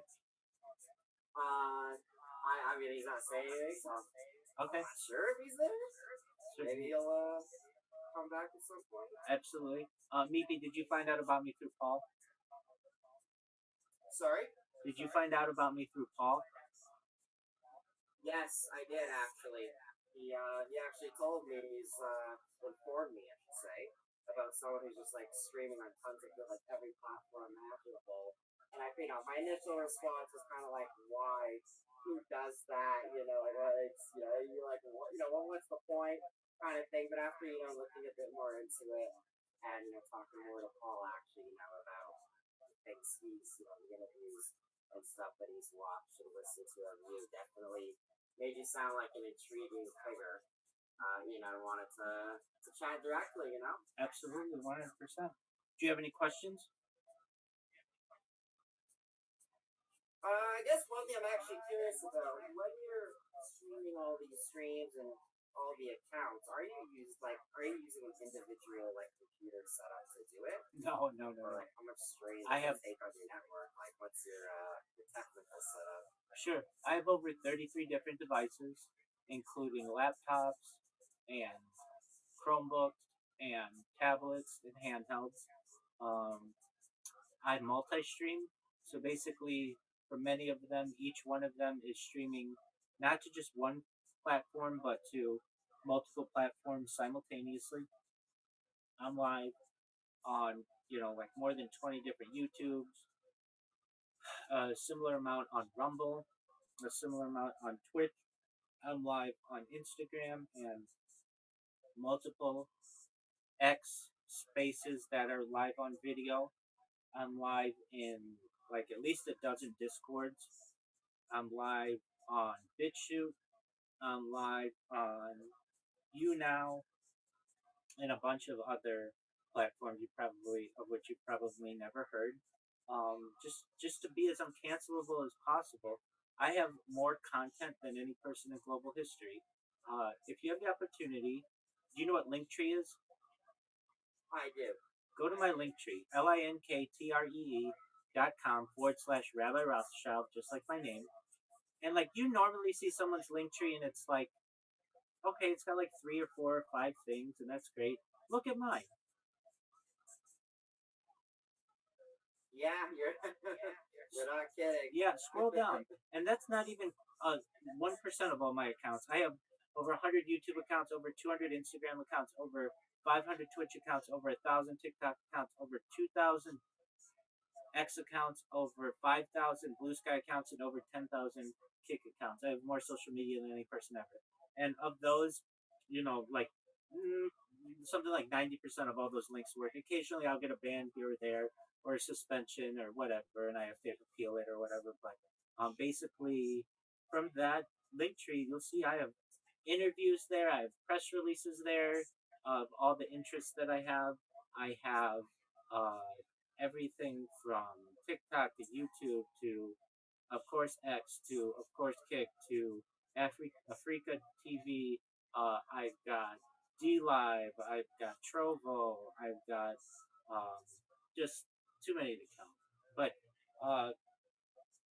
when people find out about me, as Paul has, and now as you have, it has the opportunity to change the world.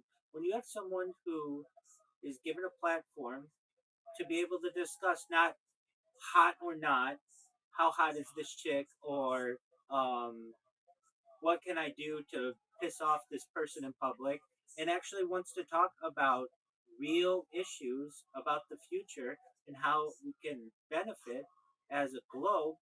That's interesting, in my opinion. That's extremely interesting. And on top of that, what this is going to do for AI needs human examples on which to build its models. And I'm essentially, I am the most documented individual in global history. That means everyone from Muhammad to Leonardo da Vinci, Napoleon, John F. Kennedy, Donald Trump. I have more data archived about myself 24/7 than all of them combined. That's an incredible amount for the world to be able to learn. Couldn't agree more. Have you actually ever been contacted by like any digital corporations? Certainly, certainly, Data. certainly influencers.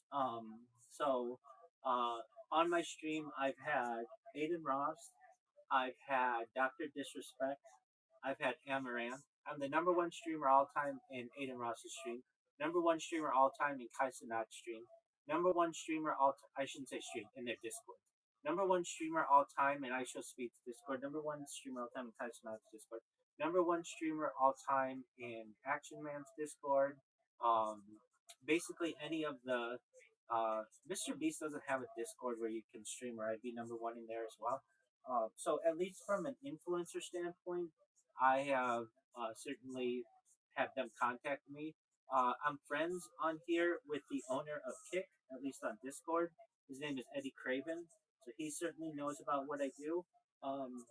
In terms of like data companies, the ones that are really going to matter are Alphabet through Google and YouTube, Amazon, certainly perhaps ChatGPT. One really interesting aspect of this, meaning OpenAI. I was streaming a year before ChatGPT launched. I was an early adopter of ChatGPT in November 2021. Pardon me, November 2022. I was a user of it November 30th, 2022 when it launched. So I've been able to see its different iterations from ChatGPT 0 to 1 to 2 to 3 to 3.5 to 4 to 5. And I've been able to see image generation and now short form video generation. Basically, I have a complete view, time capsule of AI, at least large language models and related entities, going back to the pandemic. Very few people could claim that they've even been streaming this long, let alone archiving all of their streams every 12 hours or so that they're available to the general public. There are some people out there who say, "Oh yeah, I stream all the time." Okay, that's cool. Can I go back and see what you did last month? No. How about last year? No. How about 4 years ago? No, because they don't. They just keep them long stream. I'm different. I stop my streams every 12 hours so that you can literally go back yesterday, last week, last month, last year, 4 years ago, and see what I was doing. And I would like to. I haven't anticipate doing it for the rest of my life. I think that's a really exciting opportunity for the world to be able to learn. I fully agree. Actually, would I be able to ask you a personal question? If that's okay. Absolutely. I'm curious. How do you like fund yourself in terms of living expenses? Yeah, great question. I'm a certified project management professional. I've successfully launched apps on the App Store and Google Play, and have been able to utilize my success in that industry to provide for some financial independence. I've also had contracts with major Fortune 100 organizations that have allowed me to fund this. When I first started streaming, I was simultaneously working, and so we have that element of my life as well. And I'd made enough money and invested well enough that I recognized that I might not have to work for the next half decade or decade or so. And so that's what I do. And then I have found people who have volunteered to sponsor me. Certainly cryptocurrencies, and I also make some money streaming. So I don't really pay attention to that. But yeah, so long as I don't take exotic vacations and live within a budget, I can do this for another few years or so at least. I think that's amazing, man, because, at the end of the day, you are doing, what you set out to do. And I think a lot of people out there would definitely, whether it's the same thing they went through or not, I think it's definitely something to envy in terms of actually being able to pursue what you truly desire and wanting to pursue. Whereas a lot of, other people could be hindered, right, by their jobs and, personal things going on in their lives to be able to actually pursue those things. I agree, and I have had to make some sacrifices, certainly from like perhaps romantic relationships and such. But I recognize that if I go viral, I'll be able to get any girl that I want. I just have to be patient. I've had many female relationships in the past, more than I can count, uh, of really great women, beautiful women. But I know I can take my game to another level. Every woman wants to be famous, and a lot of women would want the opportunity. I shouldn't say every woman, but a lot of women do. Uh, that they could be perhaps uh, with the most famous person on earth, or at least the person who has the most amount of data. I essentially, in my own way, could say, "Hey, how would you like to be in the Epic of Gilgamesh, or the Bible, or the Talmud?" Basically, I have this huge amount of data, and I can make you a character in it. How would you like that? That's really exciting to a lot of people. You're in it. That is true. I'm Absolutely. actually curious. I know it costs money to do so, but have you ever like contacted like Guinness or anything to like actually put in like their world records? Absolutely. So I have been in talks with them, actually after the first year, and it's a very difficult record that I'm going for, which is difficult to uh, I don't want to say uh, create officially. I At first they were like, okay, so you have the world's longest stream, and I say no, that's not what I have. I stop my stream every 15 minutes, and they say, okay, so what is your record? And I say, I have more data archived on the internet than any person ever. And they say, okay, that's great. How do you know that? And I say, well, no one has been live streaming as much as I have from so many different streams at once, simultaneously. And so they say, well, it's a difficult thing to quantify. When you have achieved a level of notoriety, we will be able to certify this record. But at this point, we don't have the manpower to be able to watch all of your streams to be able to confirm this. And if you know anything about the Guinness World Records, they want everything on camera. Well, literally everything is on camera, but they don't have one team that could sit there and watch it all and make sure it wasn't just repeated. Uh, and so they have said that you're certainly perhaps the top candidate for this. But once we have the globe to be able to watch you, then we can add you to the list. So yeah, it's something that I've looked into. It's also anywhere between $5,000 and $25,000 depending.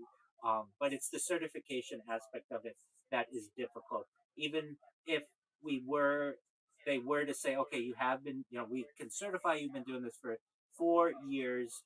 We don't have the manpower to be able to watch it all. But when the world has the opportunity to see it, and we can see that it is not redundant streams, that's going to be really something interesting. And I'm okay with that. And I do have some friends who have world records, and so we've talked about that process and such. And theirs are different. Theirs are for like planting trees on Earth. But I even know that like they've made attempts to get their world records, and if their cameras fail, or for whatever reason any technical issues occur, they have to start over. And I know that uh, the Guinness World Record is considered the epitome of world records, and it's something that I'd like someday. And I'd like it to be one of those records when I do go viral that I mean, I'm fine with paying for it, but I want them to come back to me and say, we want to give this to you, we want to bestow it upon you. So that's an exciting opportunity. And then there are a lot of other Guinness World Records that they might be able to um, that I might have as well. So I think I might have the most amount of content created by a single individual on social media, not just video, but like I have like tens of thousands of accounts that have tens of thousands of posts. that are just videos or music or whatever it may be. And the way that I'm able to create so much content, I create robots that just automatically upload segments of my life to social media, which is something that nobody else does. So you literally can go on many different platforms and be able to see a snapshot of my life either in 1 to 4 hour video, or some of them are short, some of them are just like 1 minute songs or whatever.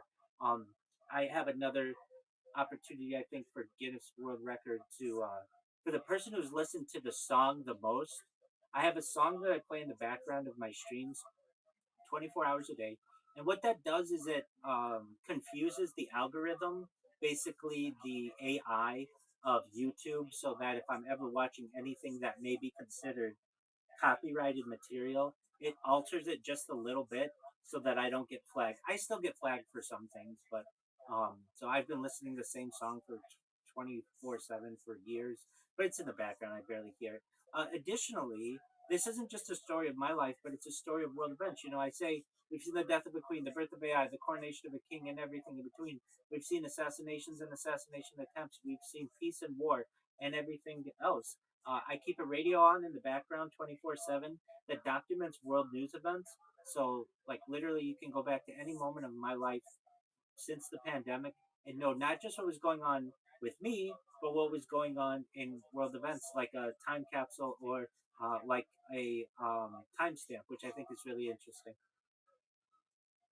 Yeah, that's actually a genius way to do it. Honestly, that's extremely intelligent with the way you're operating. Absolutely, And I think the idea too of having the news behind and all the updates as well, as you brought up, I think that's actually a perfect example too of how you're kind of building this digital time capsule that tech theoretically could always be referenced back if people wanted to like see things of our current times and actually like in the flesh in a way. absolutely. And you see my reactions to what happened when the queen died, what happened when the war started.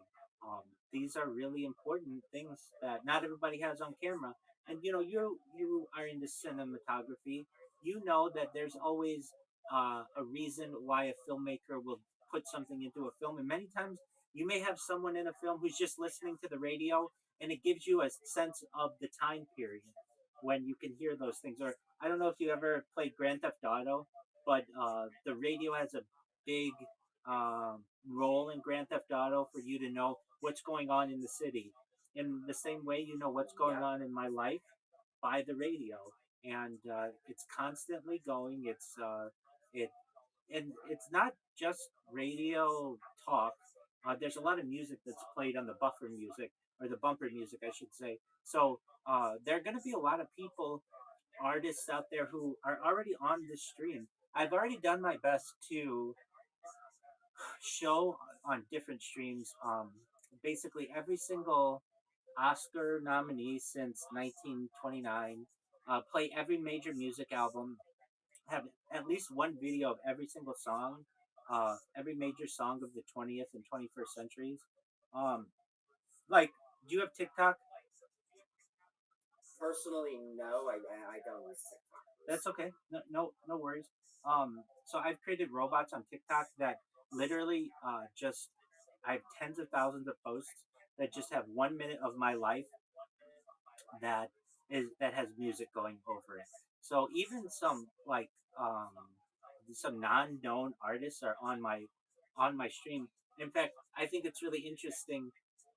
Sometimes I'll have this bot post and I'm not even paying attention to it, and I'll get one of the artists. I use their song, and they will go to my stream because they'll be like, "Hey, no one uses my songs. I'm just a small time creator. This is really amazing." And sometimes they're bigger, but they'll recognize that I made a video of their song, and that's basically free promotion for myself. So um, I think that's, there's all kinds of really interesting things, and we have almost 3,000 people in the Discord now, and many of them. I mean, it's right now like 11:23 where I am, and we've got a lot of people in this Discord who are active. And when people find out about what I do, this thing's gonna blow up. It just and next week, starting Monday, and for the next 5 weeks, I'm going to be on a series of podcasts with an Australian podcaster and radio host, and we're going to be talking about futurism. The first session is on life extension technology. The second section is on Earth improvements. The third section is on mega projects. The fourth section is on space exploration, and the fifth section is on intelligent life. And these are some really great conversations that we're going to be having. And I'm going to keep just connecting with individuals to be on podcasts, and eventually this will go viral. I know if I do it long enough, it's going to be a really big deal, and I think it will have the opportunity to change the world, and I'm really excited about that. It's really rare to actually find someone, whether real life or online, pushing the boundaries of trying to do something others truly haven't yet. Because you always hear of someone doing something they think no one's ever done before, but then you find out it's been done many times. Whereas in your case, I think this is actually one of those rare times you're truly pushing the boundaries and doing something I think no one else would really think of, and even if they did, probably thinks it's out of their scope, so they never actually do it. And I think it's cool you actually went and did what people wouldn't imagine actually doing. I appreciate that. I had someone who came in, and they've become a friend, but they came in maybe like 2 or 3 months ago, and they said, "Hey, we just got to talking or whatever," and I explained to him what I did, and he's like, "Hey, I know someone who does what you do." Whenever I hear that, my heart sinks because it's a good thing. I want other people to do it, but then it becomes a competition. Like who's been doing it longer, and he made me aware of who this other streamer was, and they do what I do to some extent, but they only do it on one camera, and they've only been doing it. This is still a lot, but like 315 days, which is great. But I've been doing it like 1,666 days, which is a lot of data. But I think it's going to become more popular in the future as well. I don't call it live streaming, I call it life streaming, where you literally can live your life alongside someone. There are other people who have had like city streams or intersection streams, but you can't go back to the archives of that and see what was happening 5 years ago or 3 years ago. They're just continuous streams, which are cool, and I don't want to put that down. I think that's helpful, but it's a thing like if you can't go back and see it, did it really ever happen? That's true, and I think your I suppose motives or rather reasoning as well, and the goal you're trying to achieve is definitely a lot different as well.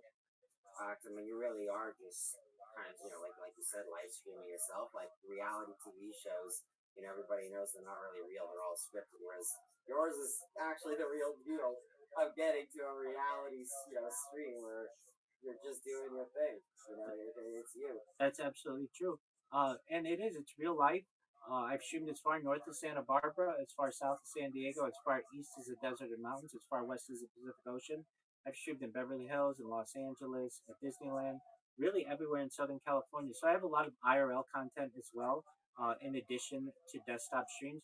I've had people come visit me from Northern California, from places like 8 hours away in some instances. So I have had visitors, but generally I'm the only person who's on the camera. I'm respectful of other people. If they don't want to be on the stream, they don't have to be on the stream. And I live my life just the way that a lot of people live their lives right now. Right now, you're just sitting in a chair, sitting on your bed, or sitting on a couch, talking on Discord, right?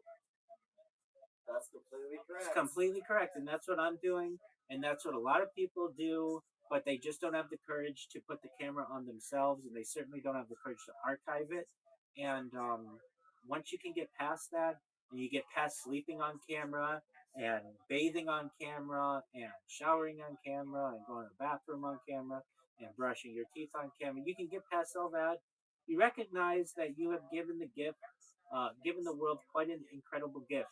That you have no fear, at least in terms of the public aspect of your life, and people will learn from this. I know that we look back on pictures from the 19th century and say, wow, isn't that really interesting? This couple or with their children, and they're like, what did they do? Who would they become? Those kind of questions. Or in the 20th century, from video that we see, and we say, wow, that's what San Francisco looked like before the earthquake, or that's what New York City looked like at the time of the Great Depression, or that's what life was like during World War II or Korean War or Vietnam or whatever it may be. And we see how video has changed our life and given us a snapshot of what life was like during that time. I have recognized that I'm living at a time that no other generation could really do what I'm doing just because of storage capacities of the video.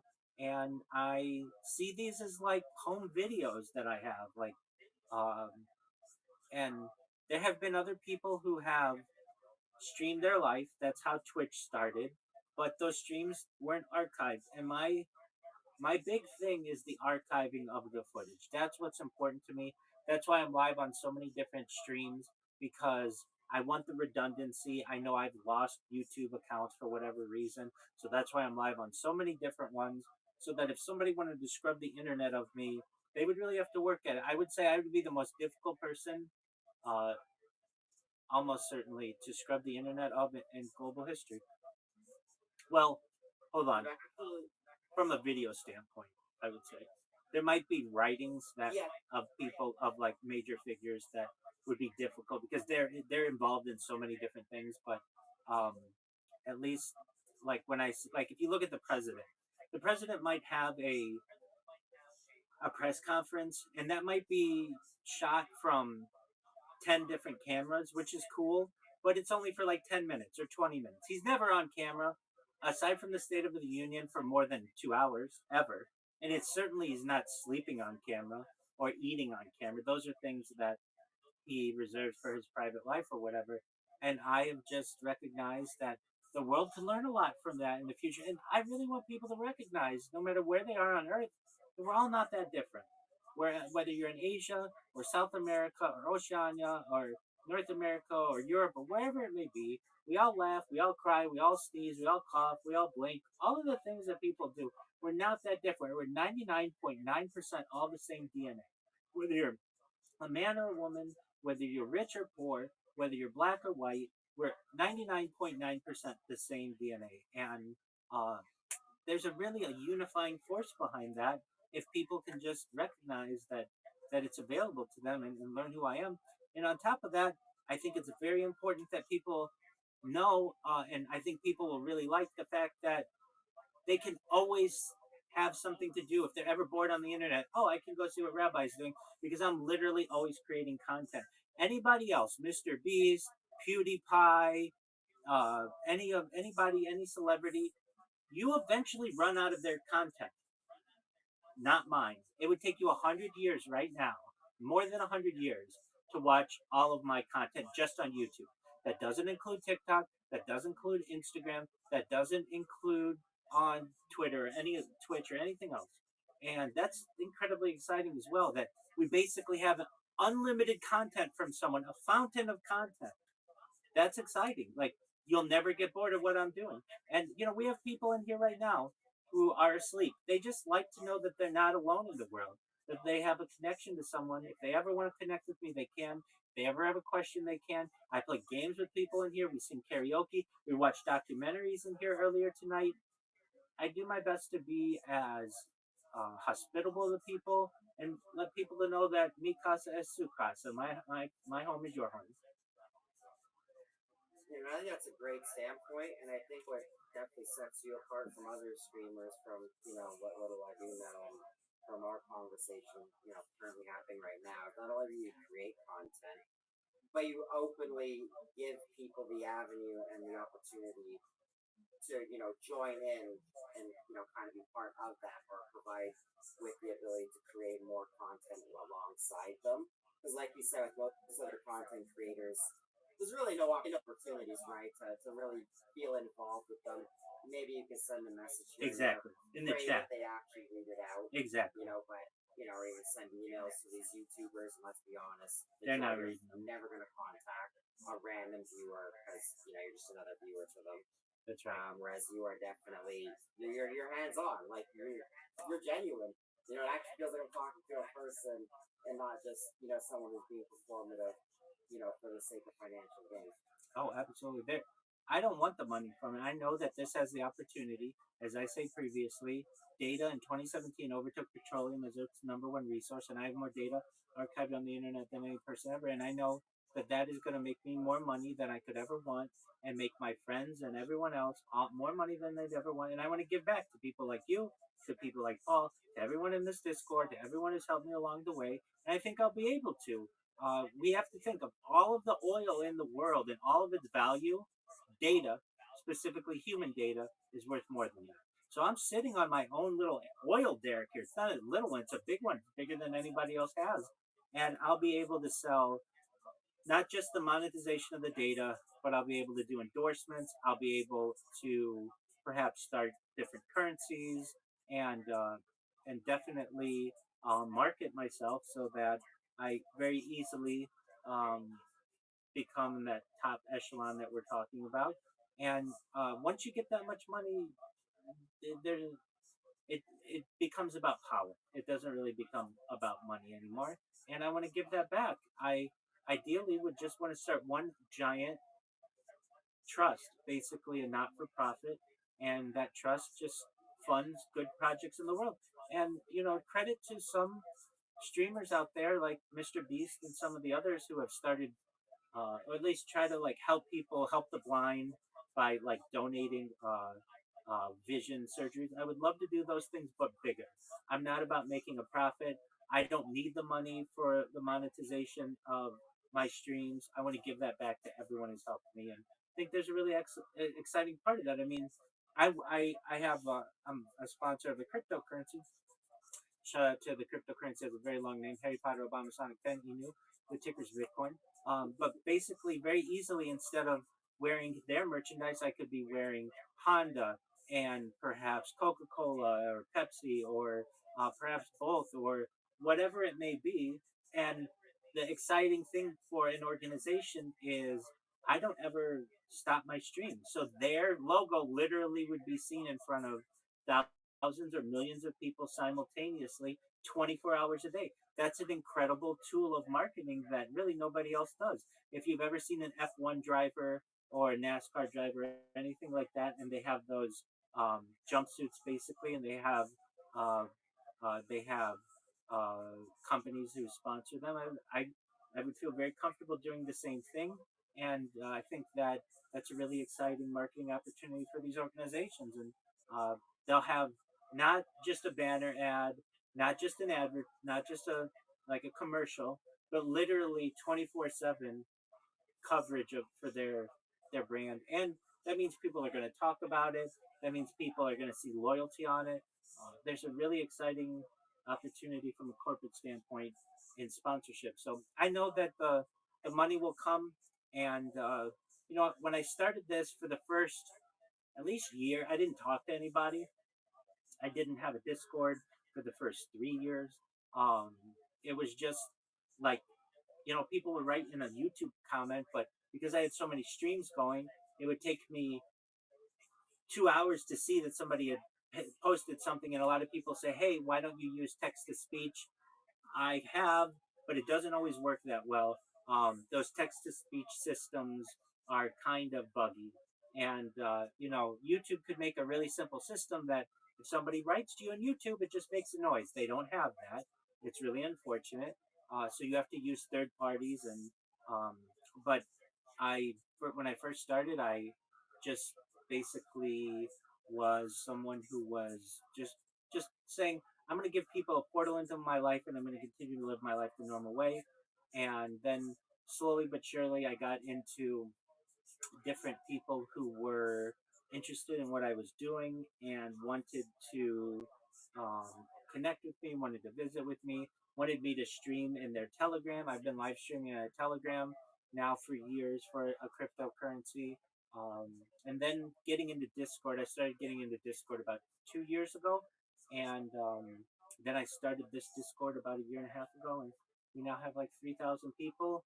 And I've been a major um, character in the um, in Twitter Spaces, especially crypto Twitter Spaces. So I like to say that this is the center hub of the internet. And I really think it is. You see how many different Discords I'm in, and you see how many different YouTube streams I'm. Nobody else does what I do. They would be known by now. And so this is a really interesting project for the world to be able to discover someday. Well, yeah, no, I fully agree. I think it's truly an exhibit, of altruism and actually just trying to do, make a difference in the world, right? In the way you know how and try to get out there. And I think the Discord, I'm here, so it definitely does help to have that outreach, and promote a way for people to actually get to, know you, get hands-on experience, if you will, with you, right? The individual yourself rather than just watching you do your thing right through a stream. That's exactly right. And you raised an excellent point.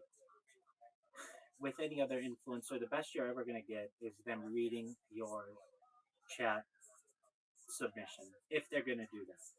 And a lot of times you might have to use TTS. You might even have to pay. Very few times do you have the opportunity, not just for me to schedule a call. I was ready for you when you came in. Like, there's a whole different aspect of that where 24 hours a day, you have someone to talk to if you want. Now, I know I may not be able to do that if I got super popular, but I could make time for people in certain arenas that we have in here or different calls that, hey, if you know that you're being live streamed, but you want to talk about your situation you're having with your girlfriend or your boyfriend or a situation that you're having at work or whatever, let's talk it out. I get people every single day who come to me for pastoral support, and I do my best to give them as good advice as possible. And they come back to me and follow up, and I've heard just about nothing but really high praise, and I'm really appreciative to have the role that I have to be able to help as many people as I do. That's a really good point, actually, about being that avenue for people to have someone to talk to. Because it's easy to say everybody has friends and family, right? But in the reality, not everyone has those avenues to express themselves and or even accepting them to begin with. And I think, especially verbal communication as well, you can, of course, go on Reddit, Twitter, whatever, make a post, people read, people reply, but I think it's definitely a different case when someone actually sitting there, ready to talk if they want to talk, express themselves verbally, and you respond right on the spot, right? Rather than just sit there and read the response. And at least verbally, especially in this case, you can feel the energy, feeling the positive vibes of it, actually feeling genuine rather than, again, someone farming karma or, just being performative for the sake of it. Couldn't agree more, my friend. So you did have some questions. Any other questions that you may have? Yeah, I'm curious. So before you started all of this, what was your general routine? Like just things you did? Like did you just live the same life? No, it was quite different. No, quite different. I wasn't a streamer. I didn't have a YouTube account. I didn't use social media. Uh, I'm a very religious individual, so at least 3 times a day I would go to shul, synagogue, starting at 6:15 in the morning, and many times at lunch, and certainly after work. Being a certified project management professional, I have a technical background.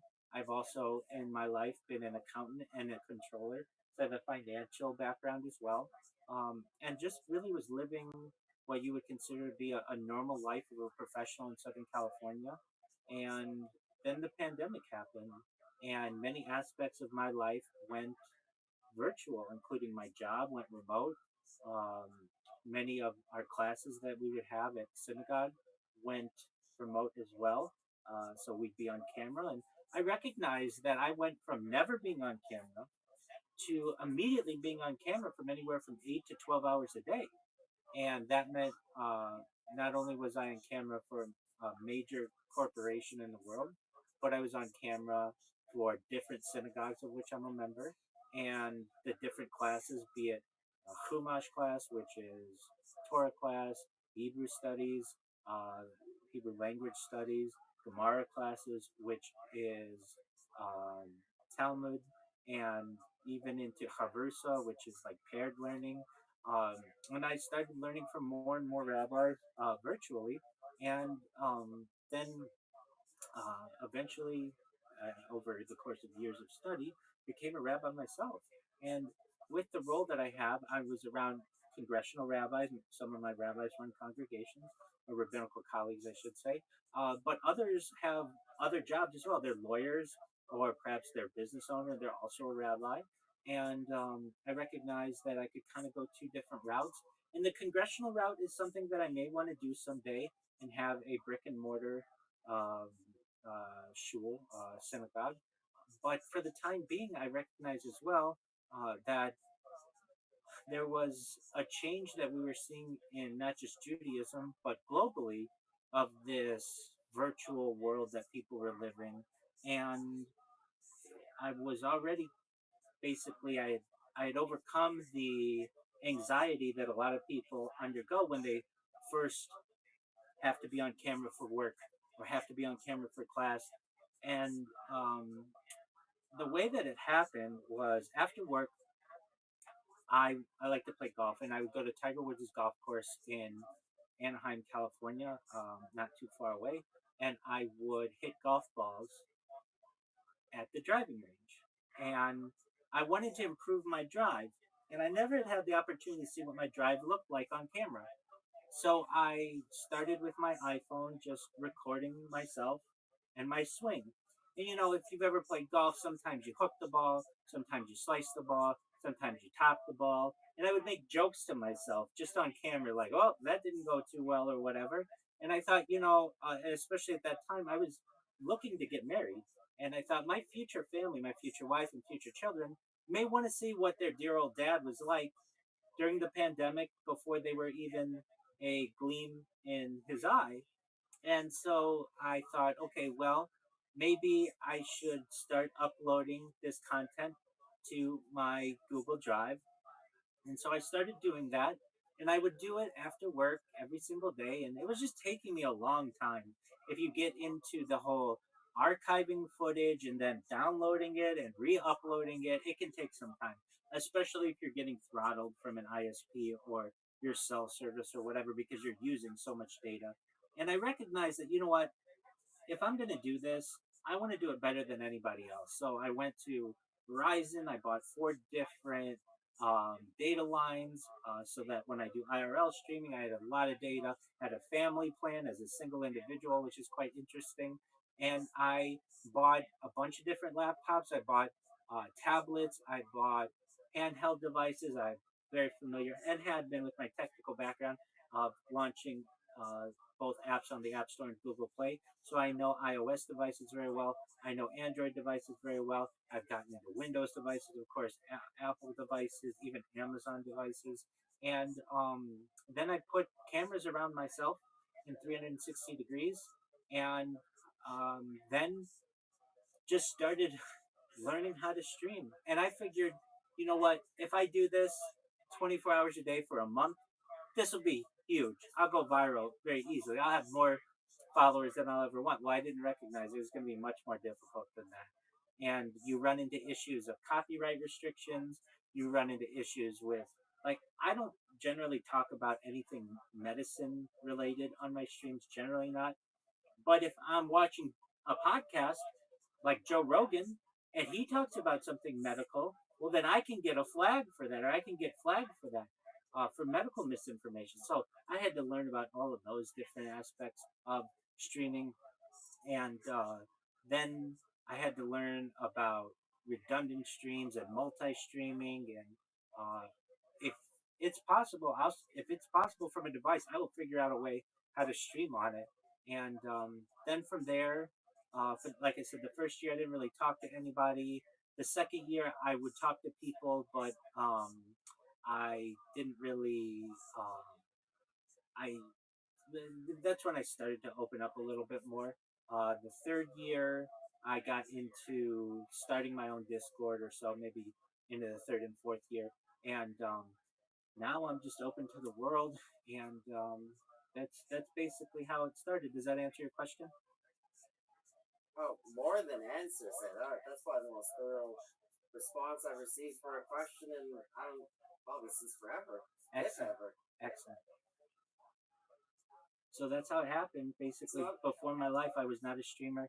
I was your classic black hat Orthodox Jew that you might see in a local community, and had nothing to do with the streaming world. Didn't want anything to do with the influencer world, but here we are. Oh, I should say as well. I know I did answer that question quite thoroughly.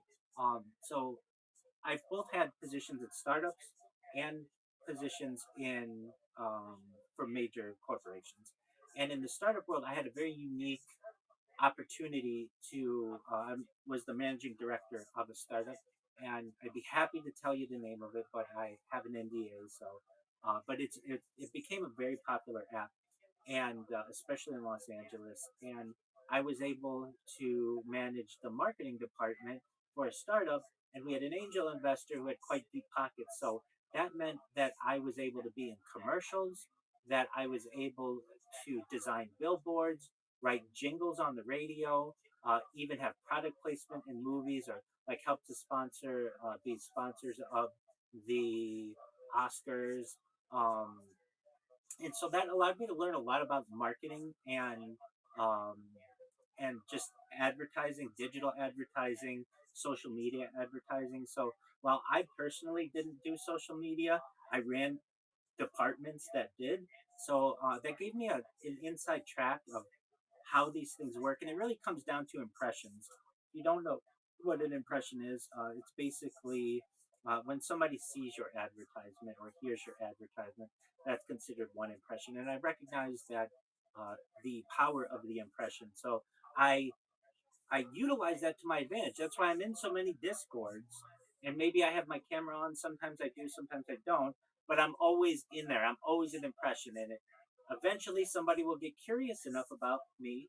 They'll look at my profile. They'll click on it. They come in here, and that's how they join. So I did have a little bit of an advantage from my previous work experience on how to market myself well. And as you see, it's working pretty well. I'm curious, do you ever get people who join the calls with ill intentions? Oh, every day. Yeah, absolutely. I get people. They're gonna have to happen.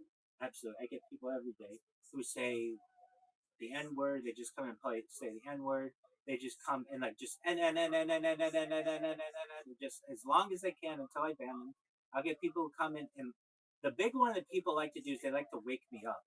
So if they see I'm asleep, they like to play chainsaws when they come in. Generally, I have those things muted, but not always. So they sometimes do wake me up, or they'll play air horns. I get people who certainly, say death to Israel, those kinds of things. I get those kinds of things all the time.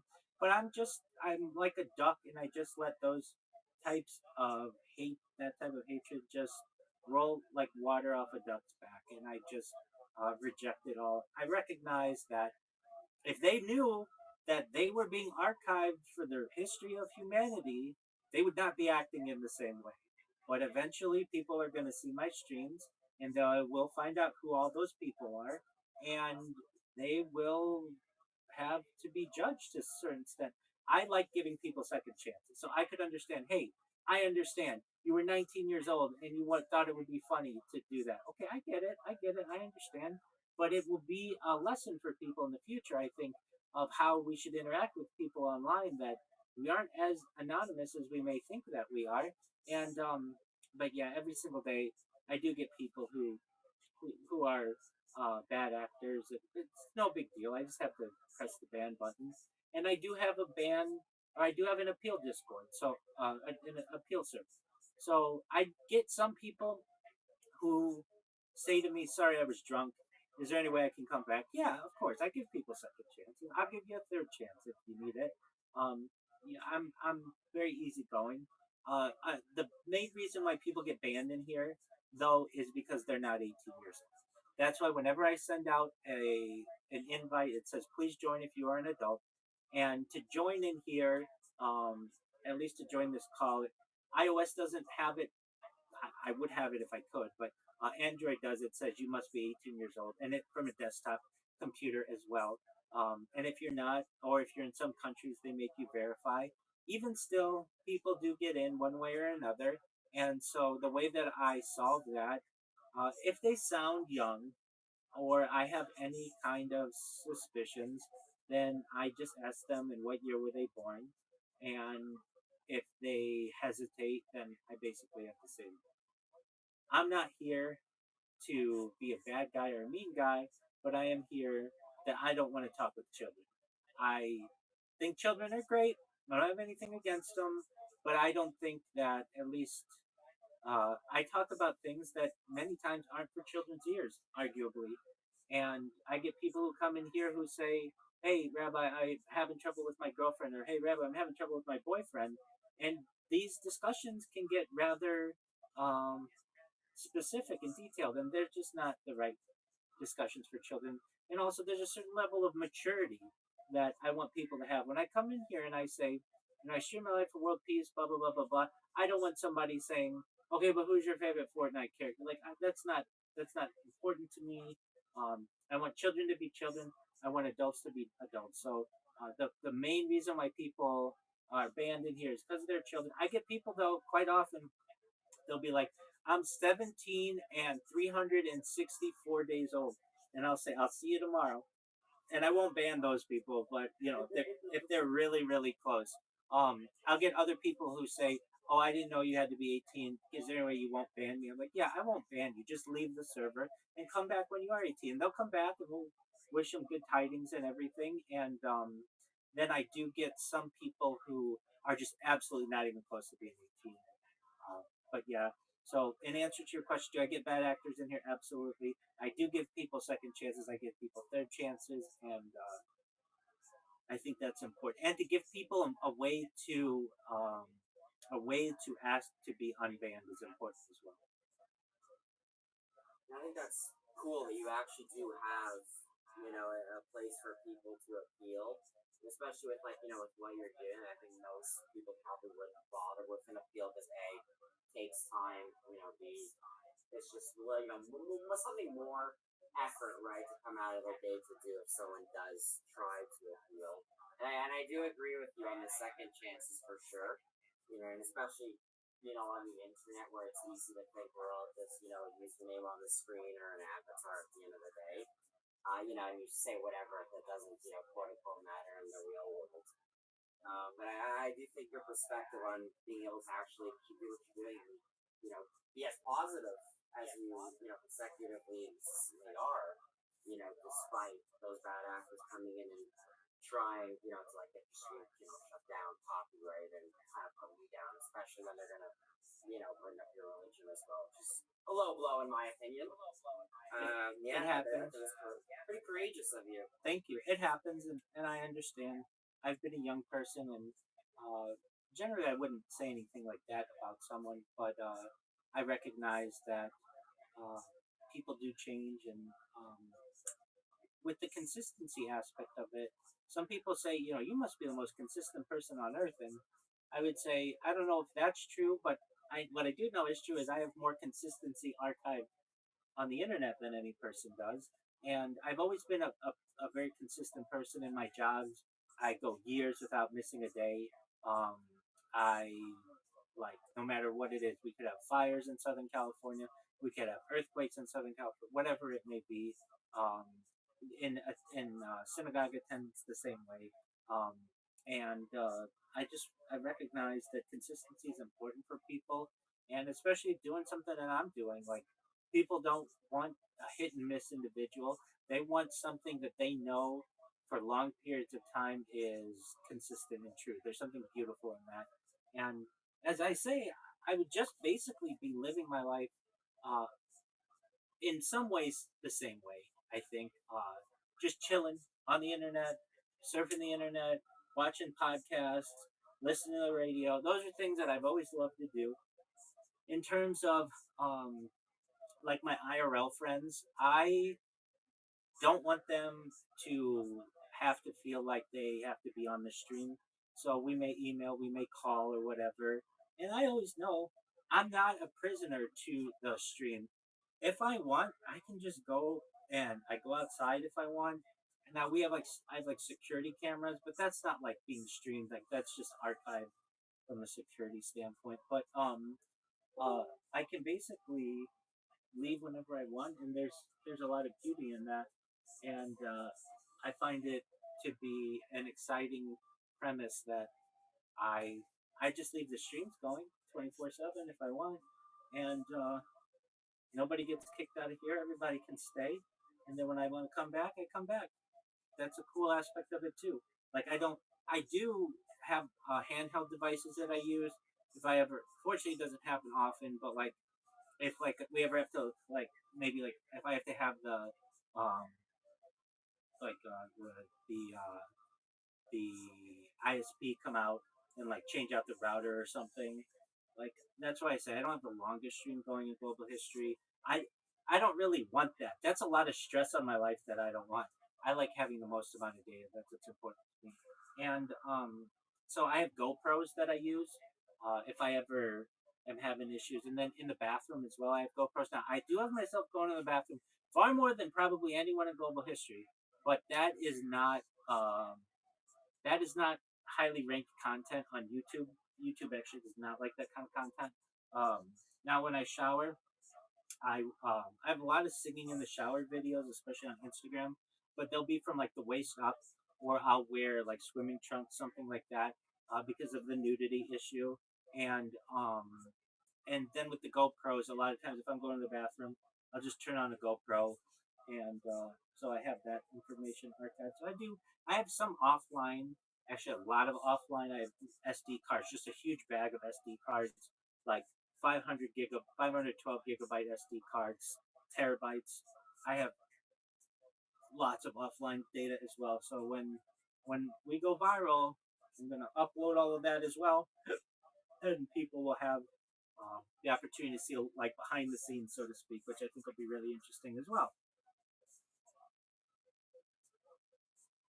How much? Oh, happy Passover, by the way. Thank you so much. I appreciate it. And I'm curious, like, how do you determine what to back up locally and what to just leave, like, on these archive streams? Yeah, excellent question. So before I started doing this on live streams, I started the live streams in fall of 2021, but I have like an entire summer before then that was just on SD cards, SD card after SD card after SD card.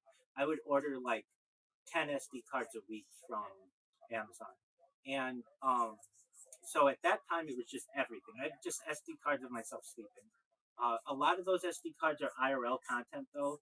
I would run into the issue, especially that summer, where my phones would overheat in the Southern California sun, or I'd have issues with power. Just the phones. If you are live streaming, or even just using your camera for long periods of time, you won't get 8 hours out of your battery. You might get 1 or 2 hours out of your battery, and I would still need these phones as well for like GPS and things like that. So um, there's a lot of IRL content on the SD cards, and I would say if I wanted redundant streams while outside, that's what a lot of those SD cards are. For now, some of the SD cards are IRL content, but they're really things that I can't show on um, on YouTube. So like if I'm going to the bathroom, YouTube does not like that. Even though I do have, especially on TikTok and Instagram, a lot of that kind of content, um, it'll just get flagged as being, inappropriate or whatever reason they want to give. So I have just like SD cards of myself going to the bathroom or showering. Um, what else do I have SD cards? Really a lot of IRL content usually because I would live stream with a device and then as a backup have the SD card. So, in answer to your question, the things that I use SD cards for most are IRL content, and yeah, I hope that answers your question. Oh, yeah, it definitely it does. And I'm curious, how much data would you estimate you actually have stored locally? Okay, this is a great question. At least 100 terabytes. So I've got quite a few different terabyte, 5 terabyte back, 5 terabyte hard drives, and then I have just a huge bag of SD cards. Each one is anywhere from 256 gigabytes to like a terabyte itself, and I have like hundreds of those. Um, so at least 100 terabytes there, and then in terms of what I put out, I've calculated it. I have like at least like 20 petabytes that I've archived on the internet over the course of the last 4 years, which is a huge amount of data if you know how big a petabyte is. Yeah, that's amazing, man. And do you actually label them, or do you kind of just throw them all in one big like? No, they're all in just a well. If it's like a hard drive, yeah, where it's like plugged into my computer, but if it's just a card, no, I have these cards like chips, just like boom. I'd be done with one, just throw it in there, and it's really easy to identify because they all have the date on. Like all of they're all formatted in a way that it has the date and the time and everything. So it's all labeled digitally. So all I have to do is put it into a card reader, and it tells me everything that I need. But if you know how little an SD card is, you can't really write that much on it physically. That is true. I have a bunch of them myself. My phone's at the Samsung S7 and a bunch of S5s just sitting around. So I definitely do know.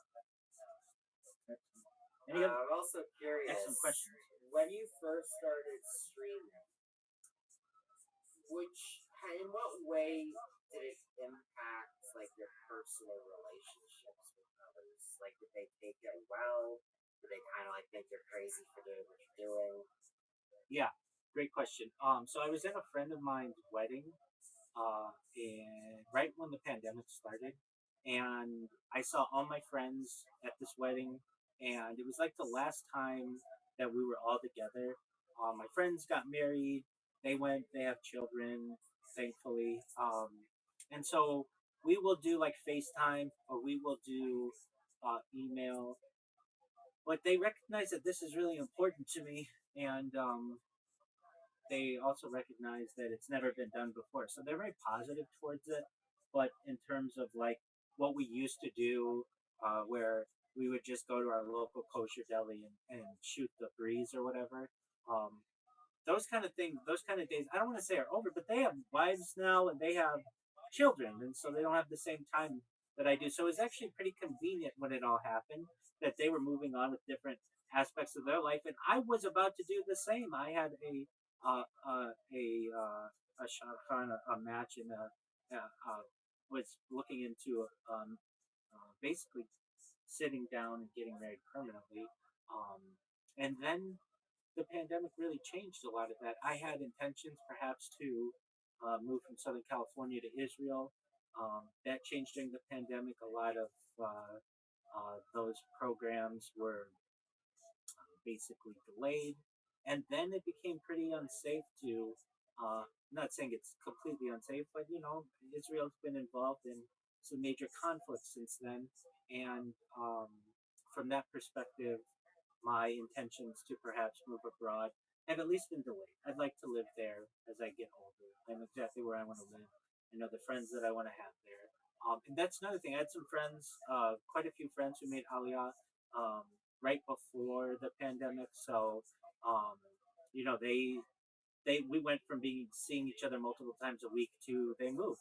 Um, Other people in my life, certainly from a synagogue standpoint, as being a pillar of the community that it was, and being in shul multiple times a day, I basically said to my rabbinical colleagues, "This is what I want to do," and I have their blessing to live my life any way that I want, and certainly get the emails and follow ups and everything. But I think they kind of consider it to be avant garde, but this isn't necessarily uncharted territories within the Jewish community.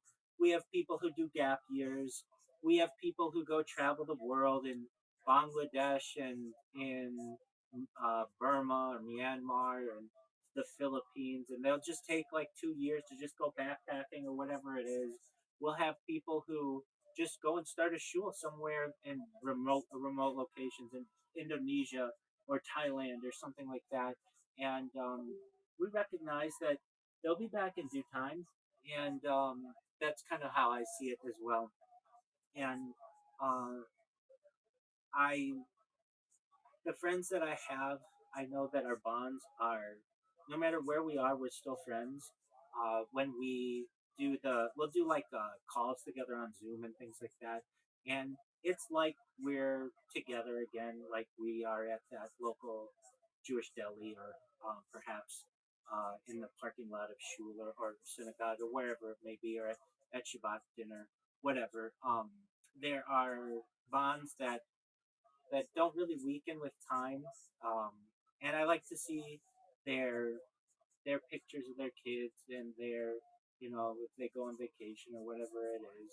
That's all.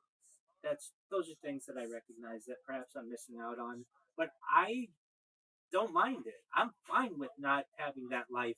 I'm fine with not having to make tuition payments for day schools, and I'm fine for not having. I mean, I gotta say that not all relationships are always great. There are people who have divorces and such. Fortunately, it's avoided my friend group for the most part. But a relationship takes time and it's a lot of effort, and I've certainly been someone who has been with many women, really great women, with the opportunity to perhaps marry quite a few of them, but just never wanted to pull the trigger on it until I was older, more established, especially from a financial standpoint. And now I'm at the point where I feel I'm on the verge of something really special. That it could be this time next year, everybody in the United States knows who I am, or perhaps the world. Um, Very few people have that opportunity. I know my other friends; they're like accountants, or they're like working at some. They're like an executive in some organization, or they're a lawyer or something. But it's not like tomorrow their law firm is going to be the biggest law firm in the world. They don't have that. This is like a almost like a lottery ticket that I have. That at any time this thing's going to hit. If I do it for long enough, and when it does, I'll be able to buy their companies. I'll be able to buy their law firms. I'll be able to do anything that I want. So um, they certainly know that I've been a a different, very consistent individual. I think what would surprise them most is that they saw me going down the road of getting married and having children, and the fact that I've delayed that and I recognize that I'm having to delay it for like 5 years or so. That might surprise some of them, but for other ones that I have, especially the women in my life, I would make it vocal to them that I thought I would be like 50 years old before I got married. I had a lot to do. I wanted to travel. I wanted to be established. I wanted to have a career, and then have children. And I didn't understand why that wasn't more common. Everybody had to get settled really early on, and I understand that's part of the culture. But there's an aspect of me that where I think I've gone in a little bit different direction. So the friends that I have been positive of this. I don't really have anybody who's been negative about it. At least they haven't vocalized that to me. And we still keep in touch the way that many people keep in touch or have since the pandemic, and especially uh, long distance that we have with many of my friends who have moved to. I mean, some of them have moved to England, some have moved to Israel, some just might have moved from Orange County to Los Angeles County. So even still, we're not, they moved. And trying to think of one person who's been negative in my life about this situation, and none come to mind. So that's been a blessing in itself as well. Yeah, that's amazing. I feel very fortunate to not think have those negative reactions. I feel like it is one of those things. There's definitely a lot of people that would kind of be taken aback by it, and think for a second like it's kind of crazy. Like, why would you, sacrifice other avenues of life just to pursue that? But at the end of the day, it's if someone is satisfied and content with the pursuits they pursue out, there's any right or wrong way to live your life. If that's if that's what you want to do. That's exactly right. There's a it's incredibly freeing doing what I do, um, and the like I have learned that no matter who we all, like I've said previously, we all laugh, we all cry, we all sleep, we all snore a little or whatever. We all cough. We're not that different, and in order for us to have world peace, and I really that's my main goal in this. In order for that to occur, we need leaders who talk about it. And there are a lot of people out there who want it, but they don't talk about it. They're afraid to talk about it. And I would say my friend group recognizes that how important world peace is to me personally. And I recognize there's a quote of Margaret Mead that I really like. Never doubt the actions of a small group of people to change the world. In fact, it's the only thing that ever has. And I agree with that. The idea that it just takes one person or a small group of people to be able to make a huge impact on society. And I'm very difficult to cancel. And that's an important aspect of it too. That if even if YouTube took down all my streams, I have redundant streams on Instagram and on TikTok and on Twitter and all the other places. And if you took me down on Twitter or I'm still on Rumble, I'm on a lot of different places, and I don't talk about anything that I feel is that controversial aside from world peace. I don't get into politics that much.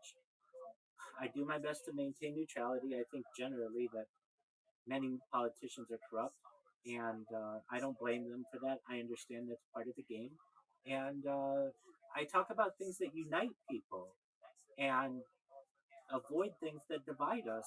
Things like life extension technology, transhumanism, de extinction.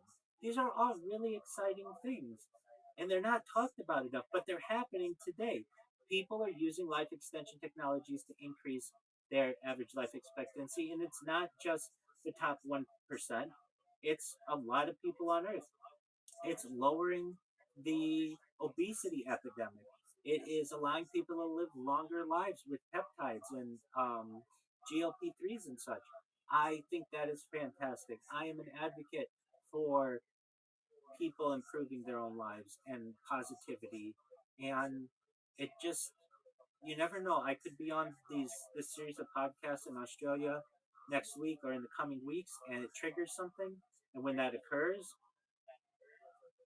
it will be like a catalyst. It's like I am a barrel of gasoline and it's just going to take a match to light this thing up. And that's when it gets really exciting. That's when I start to travel the world and go to impoverished areas and help to physically build wells. I already helped to fund them, but then we're able to make a difference in people's lives and advocate for peace globally in person. I feel like that's really exciting. And a lot of times people say, well, don't you feel like you could be a target for an assassination? I'm only one individual. I can't let that stop my message. And I'm an advocate for life extension technology, but also mind uploading technology. And then there's another kind of technology known as revivification technology, revivification technology, where you can actually bring someone back who was once dead. Uh, these are all opportunities. So if I did, God forbid, get assassinated, there might be some future scenario where where people want to bring me back, and that becomes a project in itself. I can't live my life in fear. Um, Perhaps at the end of uh, the barrel of an assassin's bullet. So from that aspect, I feel I have a really great message. And look, we've talked for the last hour or so, and you've known a lot of influencers out there. They don't talk about hydroponics and vertical farming and cloud seeding and desalination, and these are words that a lot of people haven't even heard. We have to educate the world that these things are actually real and that they can actually help people. And I'm an educator at heart. I want to teach people that there are options out there to better the world. And I want to motivate a generation out there who feels that AI is replacing their jobs to go into nuclear physics and hydrology and into medicine and life extension technologies and to create new types of uh, to of oxygen there of oxygen tents and oxygen um, uh, um, uh, ba- oxygen chambers and just people who want to get into nuclear energy or space travel or environmental studies. These are really things that I feel like aren't being discussed enough, and I want to inject these conversations into the average mainstream person. Yes, TikTok videos are cute, and yes, what's going on Love Is Blind and the Love on the Spectrum, all that stuff. That's cool, but that's not who I am. You can go to the people on Twitch and Kick and YouTube for that. I'm something different. I am a force for good, and I feel that my impact is very close to becoming realized. There's a meme. I don't know if you've ever seen it. It's big in the crypto community. It's basically a picture of a man who's digging in a tunnel with like a pickaxe, and he turns around right before he hits all the diamonds. Well, I've come too far to turn back. At no point do I ever want to stop doing this. This is extremely exciting for me. I enjoy every single day of it. Um, I want to do this for. Hello, may I ask how old are you? Okay, excellent. Welcome. How are you?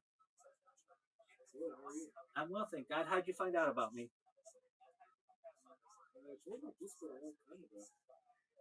Okay, well, welcome. Excellent. Did we have a chance to meet? I'm well, thankfully. Did we have a chance to meet then? Yeah, you're telling me how I can get forever. Absolutely. Yeah, there you go. So you can see here, Neepy, that I do spread this word and people remember. Yeah, no, you're very contagious in terms of positivity. Gotta be honest, like your way to stay motivated this entire time, and keep up this energy too. I'm sure you've repeated yourself with many people until get them to know what you're about. And the fact you're still as energized, and you can really tell that you personally actually believe the stuff you're saying too. 100%. Absolutely. Well, let's check in with our friend. Is it Cartier, correct? Yes. Excellent. How have things been for you recently? Great. Excellent. Well, what's new? Pretty much. I got paralyzed from the neck down recently. No way. Okay. Yeah. Do you want to talk about it? No, not really. We don't have to talk about it. Do you mind if I? You can can I still live forever? Absolutely. I was just going to say, I've had some other people who have been paralyzed on this stream, and you should know there's a lot um, to be positive about. And so, if I just may say, the big thing is Neuralink, its brain computer interface. The first successful Neuralink took place in the year 2023 with a man named Nolan Aspro. He's a quadriplegic individual who became paralyzed by just diving into some water, and there was like a log, and it snapped his vertebrae. And he's able to play today, uh, less than 3 years later, after having this Neuralink uh, uh, inserted in him. Uh, he's able to play video games better than you ever could have, or I ever could have, or Meepy, or Paul, or anybody else. He has basically an auto aimer in there because of this brain computer interface. And they have successfully, Neuralink has successfully had these. I have a question. Go ahead. What's your opinion on Negachain AI? Negachain AI? Yeah, it's a blockchain. Yeah. Are you saying Megachain AI? No, Negachain AI. Oh, please enlighten me. It's hard to explain. Okay, well then let's look it up just for a moment. Blockchain going around. Yo, can you please tell me about Negachain AI and everything about it? Give me bullet points, please.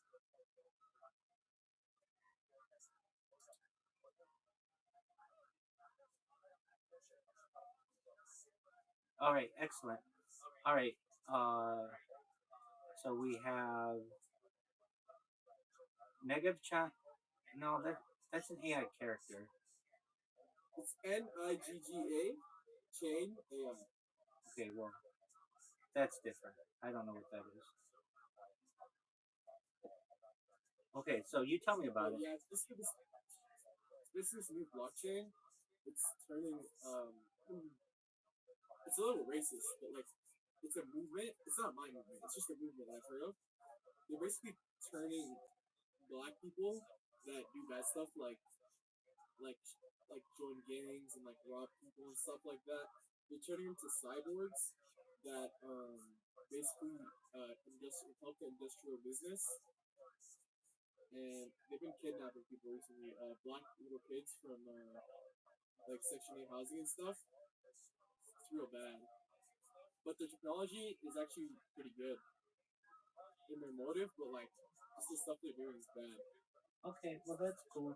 You can come back and tell us about some other time. So I think that was a troll. 100%.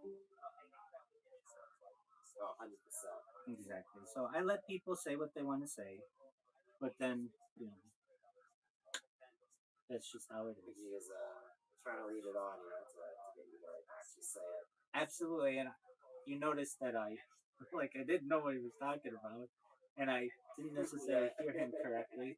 But yeah, I'll get people who do that, and that's fine, whatever. Um, but yeah, just overall, I don't let those kinds of people stop me. But remember what I said, I get people who come in here and say the N word and all kinds of things. I don't know why people are so obsessed with race. Um, and again, like that guy's now on my stream forever. And his kids are gonna be like, Dad, why were you such a dork when you were 19 years old? And he's gonna say, I was 19 years old. I just thought it would be funny to troll somebody, and they're gonna be like, yeah. But now the whole world knows that our family was a bunch of like losers who like to use racism against individuals, and they'll be like, I know, I hope the world forgives us, and they will, but he's just a perfect example of people that we have to deal with. Yeah, I think a lot of people just, kind of browse the internet trying to create shock responses just for the sake of it, really. That's true. And then Whether it's, for attention or to entertain them, absolutely, or genuinely just like that in general. Could be either or. And there are gotcha moments where somebody, oh, if I said it, then he can go to my stream and say, "Here's Rabbi saying the N word." Like that's that's that's what people like to do, and that's why I have to stay very. I have to stay. Uh, I have to keep a high level of attention to people, and like especially you never know how old somebody's gonna be in here. All right, you want to say you're 19? That's fine. Um, and I don't know. I make myself out to be a huge target too, in so many different discords, and I invite people in. I don't actively talk to people in other discords though. Generally, they have to come in here, and the reason why, again, if I'm in a Discord with like 25 people, let's say in Socialize or Edgy or whatever it could be, chances are there's going to be some person in there who's not uh, 18 years old, and you're going to have other people in there who want to use the N word, and other people in there who want to, troll me or whatever. It's too complicated. That individual, I was uh, trying to show compassion because it sounded like he had become paralyzed, and then who knows. But I do get some people on here who have been really paralyzed, and I mean what I say with brain computer interface. There's a way, basically, for the brain to be able to transmit messages past the area in their spine that has been broken using multiple ways, but the easiest one currently is with Bluetooth. Basically, there is a message that's sent from the brain to the end of the spine where it's broken. There's a little Bluetooth communicator that sends the message across the break of the spine to another Bluetooth receiver and then sends that information to the lower limbs. And people have been able to use this kind of technology to be able to slowly but surely walk again. And I think that's incredible.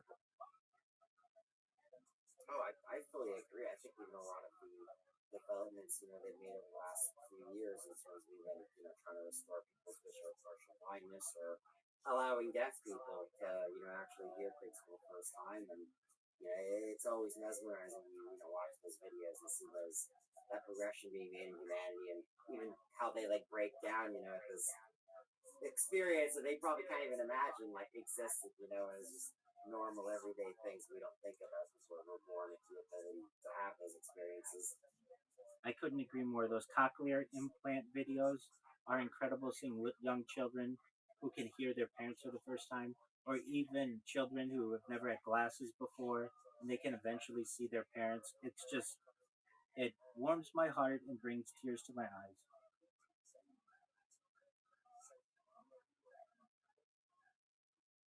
So that's what I'm doing.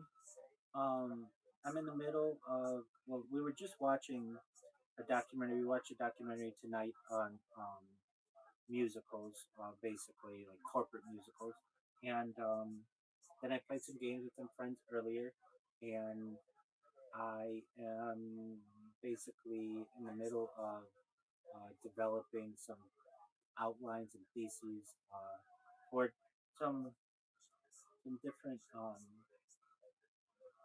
some different really religious topics. If you would, could you please go to rabbirothschild.medium.com? So it's my name.medium.com.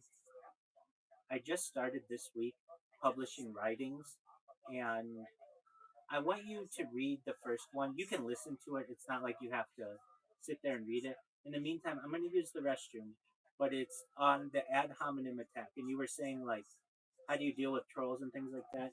I want you to read it, and I'll be back in like a few minutes after you read it or so. And and I want you to get an idea of what I discussed because I think it's really interesting. Can you go to the what? Pardon me. Go to the website. Absolutely. You don't mind? Absolutely. No, I don't mind at all. Rabbi Rothschild, RabbiRothschild .medium medium.com. Got it. And you should see like 4 articles I've had the opportunity to publish this week. And the first one says something about the ad hominem attack. Yeah, I see one here about unsung heroines of Jewish life, Vision of Redemption. It's the first one. Yeah. Or the bottom. Yes. Excellent. And then there's, if you want, you can just listen to it. There's a little listen button as well. Yeah, sounds good. Thank you. Excellent. I'll be right back. And then I'd love to talk to you about it. Thank you so much.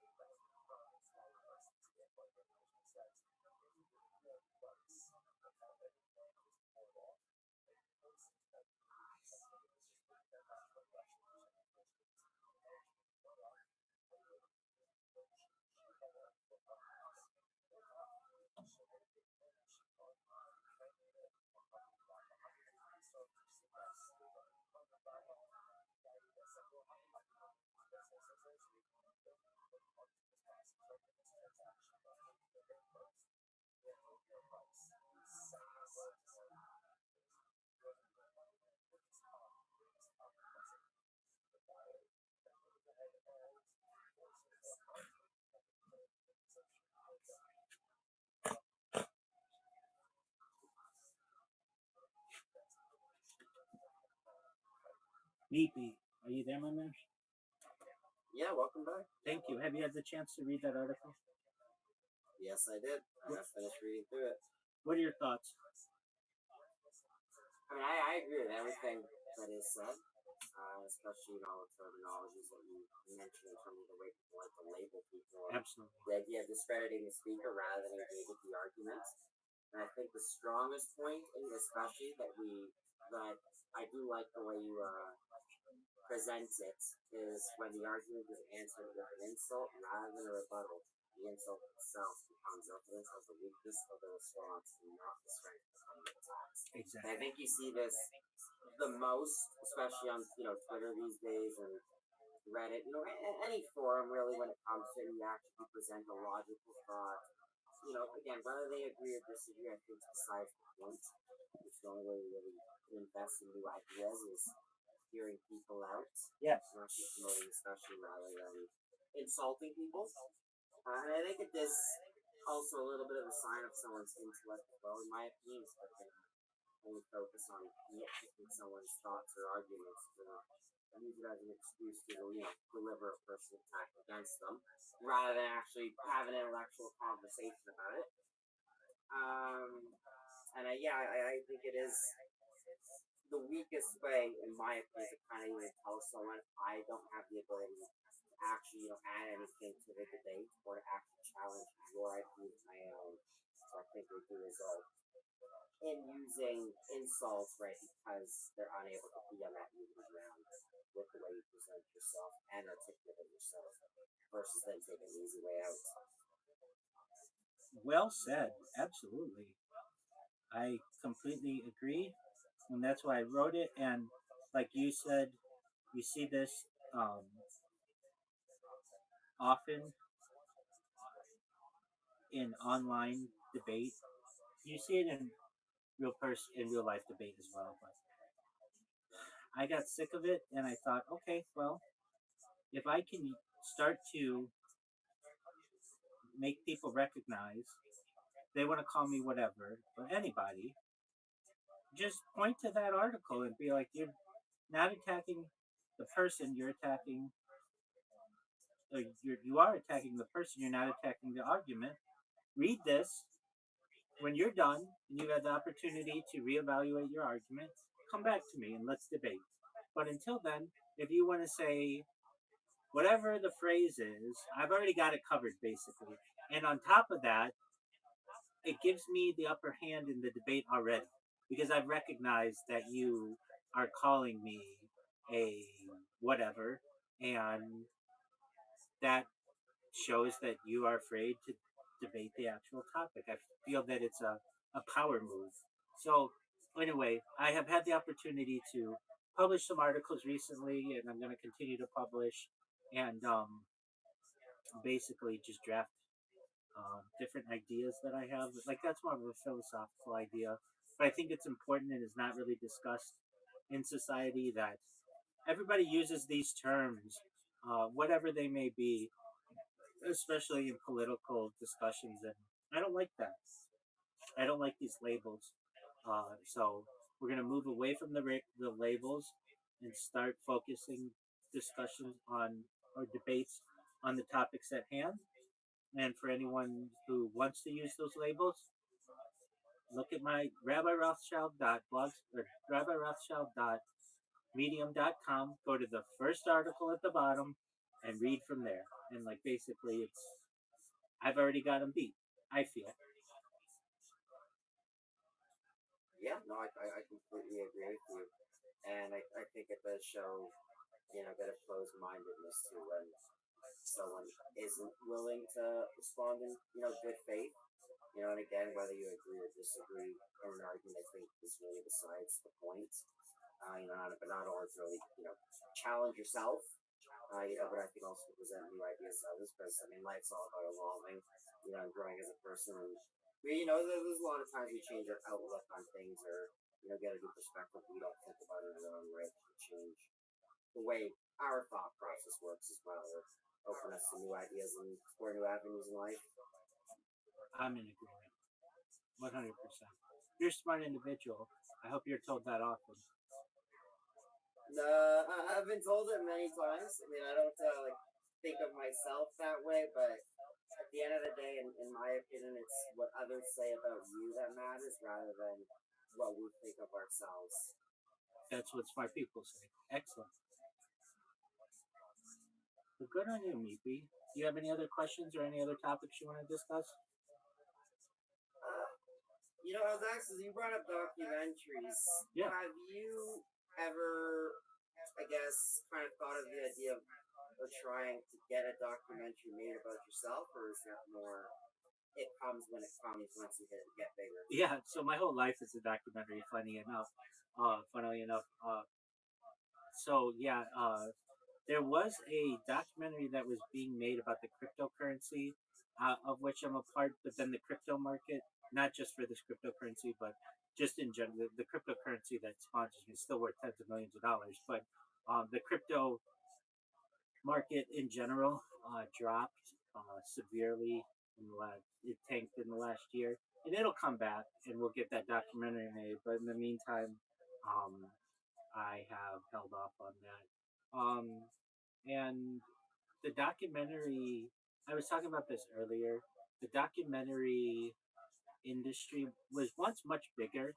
I feel, um, in terms of from like 2005 to 2015, where it was the hot time for documentaries and documentarians.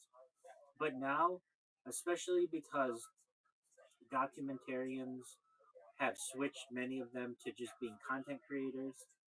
The documentaries are shorter. Now, do I think that I could get one done? Absolutely. Uh, it's just the right person. It's difficult to reach out to anyone on YouTube because there's not a really great way to contact people.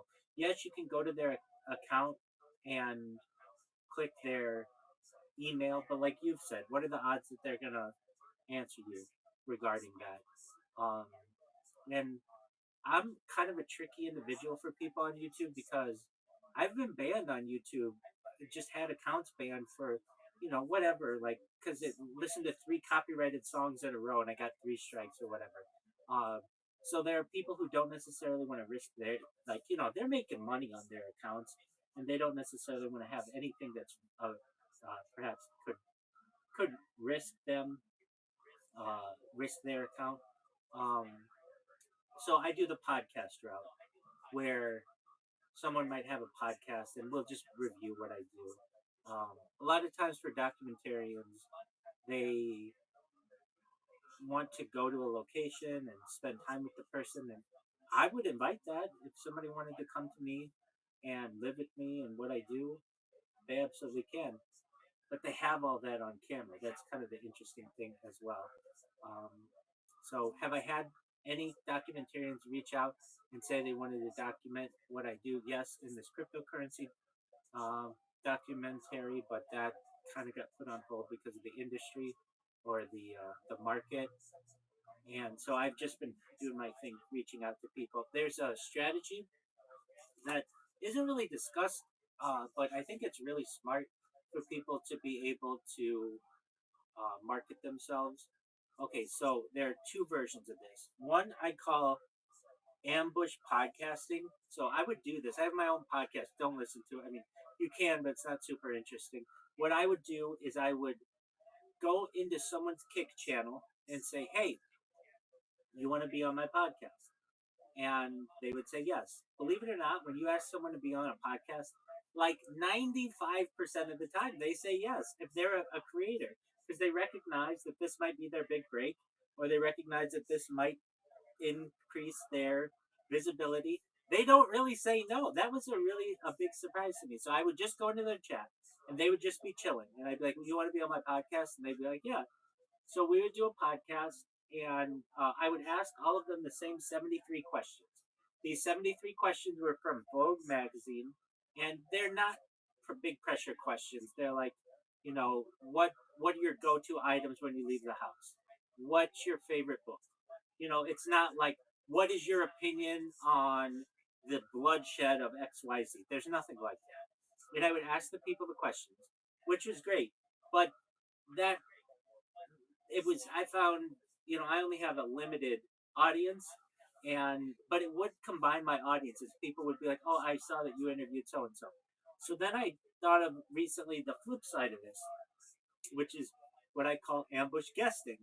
So I just go on Twitter and I'll just type in the search, "want to be on my podcast," or like usually I just use like quotation, "be on my podcast," and quotation, and I'll see anybody on there. And the first guy that I saw was this guy in Australia, and I emailed him and we connected, and we've already met twice, and we're going to publish the next 5 sessions that we have, and we put out a press release for it, and that's what I do basically, and just get these things lined up. And I said to myself, if I do a podcast a week for the next year, I'll be famous by the end of that. Somebody will listen to what I'm doing, saying, "I can make you wealthier than you ever dreamed. I have more data online than any person ever. All you have to do is look at it. I'm talking about world peace. I'm talking about futurology. I'm talking about betterment of the world and the universe. All you have to do is take a look." And I know somebody's going to hear that message and say, "You know what, there's something really interesting in that." And they're going to find that it's a treasure trove of data and funny stuff and cool, interesting aspects of the world. And so the documentary is, I love it. I love the idea.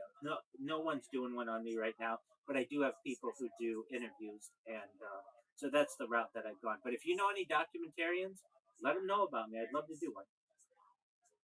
I think there'll definitely will be a documentary about you at some point. I agree. It's just a matter of time. Like, I think it's one of those things, like if you told someone about what you're doing, they would definitely be intrigued enough.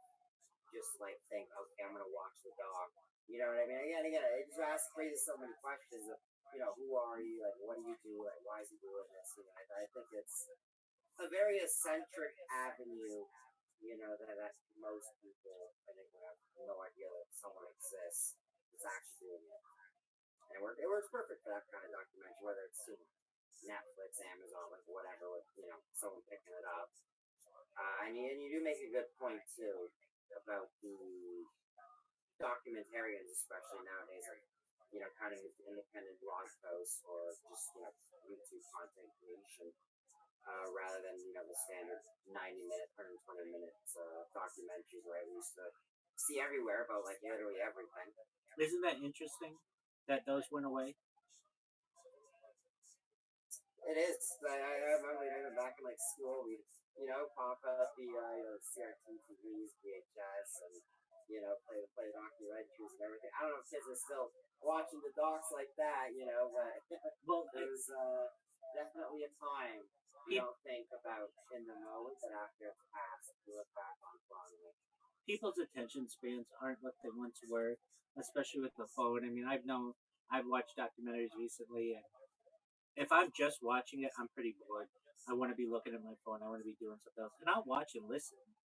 That to me is as good as it gets. I love doing multitasking like that. And originally, when many of these documentaries were created, there were no phones. They knew that they were going to have your full attention, but now creators recognize that you need to be really quick and fast, and thus basically like a 20-minute uh, longer YouTube video is about the best you're going to get, unless somebody wants to put a series together. And they recognize that like things have to work well with the YouTube algorithm, that uh, like a 90-minute or 120-minute breakdown of something, or even just following someone's life, is better cut up into 5 or 10 different episodes, just based on people's attention and how it's best going to work in the algorithm. Um, and I kind of feel like that's what I'm doing with this upcoming podcast series. It's on video. The person with whom I'm doing it is a radio host in Australia. They live in Brisbane, but they are a radio host in Melbourne. They have millions of listeners on the radio.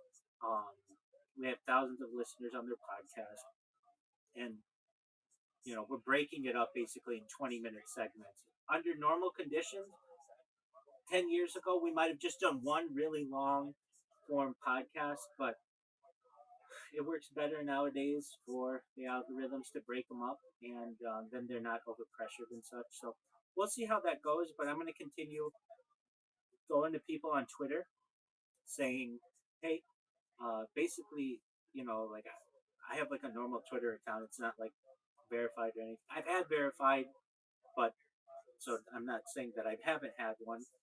But what ends up happening is it's very easy to randomly lose your Twitter account for whatever reason. They consider it spam or whatever. Um, and they don't say, "Hey, you're you're you're getting a spam warning." Just one day you log in and it's your account has been suspended. It's like, what did I do wrong? So I've had verified accounts that have been suspended. So I was an early user of Twitter Blue back when it was called Twitter Blue. It used to be $1 a month when they first started, and the only thing that you could do was basically edit a post or undo it, or like undo send of a post or something like that. Now they have all kinds of other things, and Twitter's basically become pay to play. Um, but with the 240 characters that they give me or whatever, I can say, hi, I'm Rabbi Rothschild. I have more data archived on the internet than any person ever. More than 4 years of 24/7, 365 coverage from 20 plus streams. I would love to be on your podcast. Just that little message. I just go through, and anybody who has a podcast, I put that underneath um, their comments, and you'd be surprised how many people reach out to me and they're like, okay, let's get it done or whatever. Like I said, this guy recently, and I got another person who mentioned to me that, hey, send me a DM. I get people who say, send me a DM. I had one podcaster in Australia with whom I spoke to this week. A friend of mine was on his podcast, a different friend of mine from Australia, and but this podcaster only does in-person podcasts. He's tried to do he runs into, and I understand, you run into technical issues when you're doing them like this many times. And he said he's tried to do it twice, and he just recognized that he didn't really connect with the person that much. So he's just going to continue doing them in person. I totally get that. And so maybe that podcast didn't work, but the other podcast with the guy in Australia, he only does them on Zoom. And so that works really well for me. It's just a matter of time. I give the metaphor or the analogy, the Grand Canyon had to be formed at the start by one drop of water. And eventually one drop turned into 2 drops and 3 drops and 4 drops and 5 drops and 6 drops and 7 drops, which eventually became a small stream, which eventually started to cut through the rock. And over years and years of erosion, basically water melting from the Rocky Mountains into the Colorado River, that stream became the Colorado River, and the Colorado River cut through the sedimentary rock. Now we have the Grand Canyon. And in the same way, if I just keep pushing on the internet little by little, keeping more and more content, more and more content, more and more content, we'll have our own river of content, basically a fountain of endless, or as close to endless content as anybody's ever created. And that'll be extremely exciting.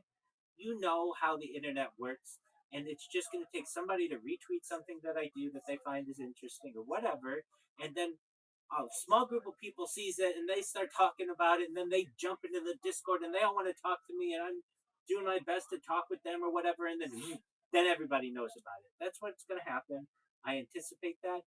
I think it's sooner rather than later. This isn't when I first started, and it's just like, 4 years ago, I didn't know anybody on the internet. I didn't have any friends in a Discord or anything like that. I think that we are moving closer and closer to hitting the diamond or so, the diamond mine, and then when that happens, that's when we're going to be able to get out these really great messages, be able to tour not just the United States but the world, be able to invoke a lot of really interesting conversations. And at the heart of this, I'm about teaching and learning. And so we'll watch documentaries. Thousands of people watching documentaries because I'm watching it. They're going to watch it side by side. It'll be incredibly exciting for the world to have somebody. And what I'm different than any other streamer out there, any other influencer, anybody else you have out there, they say to themselves, I'm going to stream for 3 hours tonight. And then they're done. No, you will be done before I'm done. I don't stop. So you'll have to go to work, or you have to go to sleep, or you have to go to school, or whatever it is. I still go. That's an incredibly exciting opportunity for the world that we've never had. We've never had a streamer who just doesn't stop. Who we do have people live stream. I'm not putting that down. But you can watch my life in 360 degrees, and I have a huge amount of content that we can go back and watch as well. That's incredibly exciting. Oh, it definitely is, and it's like you said earlier as well. You know, it's easy for people to just think whether they're on their computer, they get home, they're bored at work, whatever they're doing, they can literally just think, oh yeah, Rothschild or that guy who streams on everything all the time. They can just check up on what you're doing, send you a message, pop in for a minute, an hour, whatever they decide. And again, it's like you said, there's that level of consistency that nobody else can match because you're always going to be there for as long as you possibly can. And if you weren't there or you disappeared for a while, people would instantly know something's wrong, and there's probably a handful or even one person, two, three, whatever, that will probably try to find out what actually happened and get in touch with you and make sure that you're getting back on. 100%. We have the opportunity, especially when I'm able to inject. Like I have a pretty good IRL setup, but the even since I've done IRL a lot, um, the setups have really improved with people who do IRL streaming. You basically get 4 SIM cards in a system, and it's like basically sending traffic back to like a production studio. What you see when iShowSpeed goes to like Thailand or China or something like that, and we'll be able to get the best of the best equipment. Be able to have bodyguards if needed. I still want to meet people, but I'm sure we're gonna get people like the guy who was in here earlier, who just want to troll or whatever, and then spread the good vibes to everybody. And then, like you said, if I'm ever down for whatever reason, there will certainly be people who know about it. But then uh, they have enough content to go back and watch. Literally, like you could watch all of Mr. Beast's content if you took like I don't know 5 months. You'd watch everything. He'd have no more content. And with mine, it would literally take you an entire lifetime, 120 years probably, just on YouTube alone. That's an incredible amount of data. Uh, we're talking 24/7. You could, like of conscious data, even more than maybe like 160 years, maybe 200 years. Who knows what it's at now? Uh, that's an that's really cool. I think it's really cool that this is like an oil derrick or a gold mine that once the world finds out about it, people are just going to go wild. And, so, with that said, when I talk to my other friends and they're living life, but they're changing dirty diapers and they're dealing with bosses at work and all the other things, I don't mind not having to do that so much right now, though I would like to do that someday, certainly. It's really exciting to me, and again, this is like a lottery ticket that if I it's not even a lottery ticket that might not ever hit.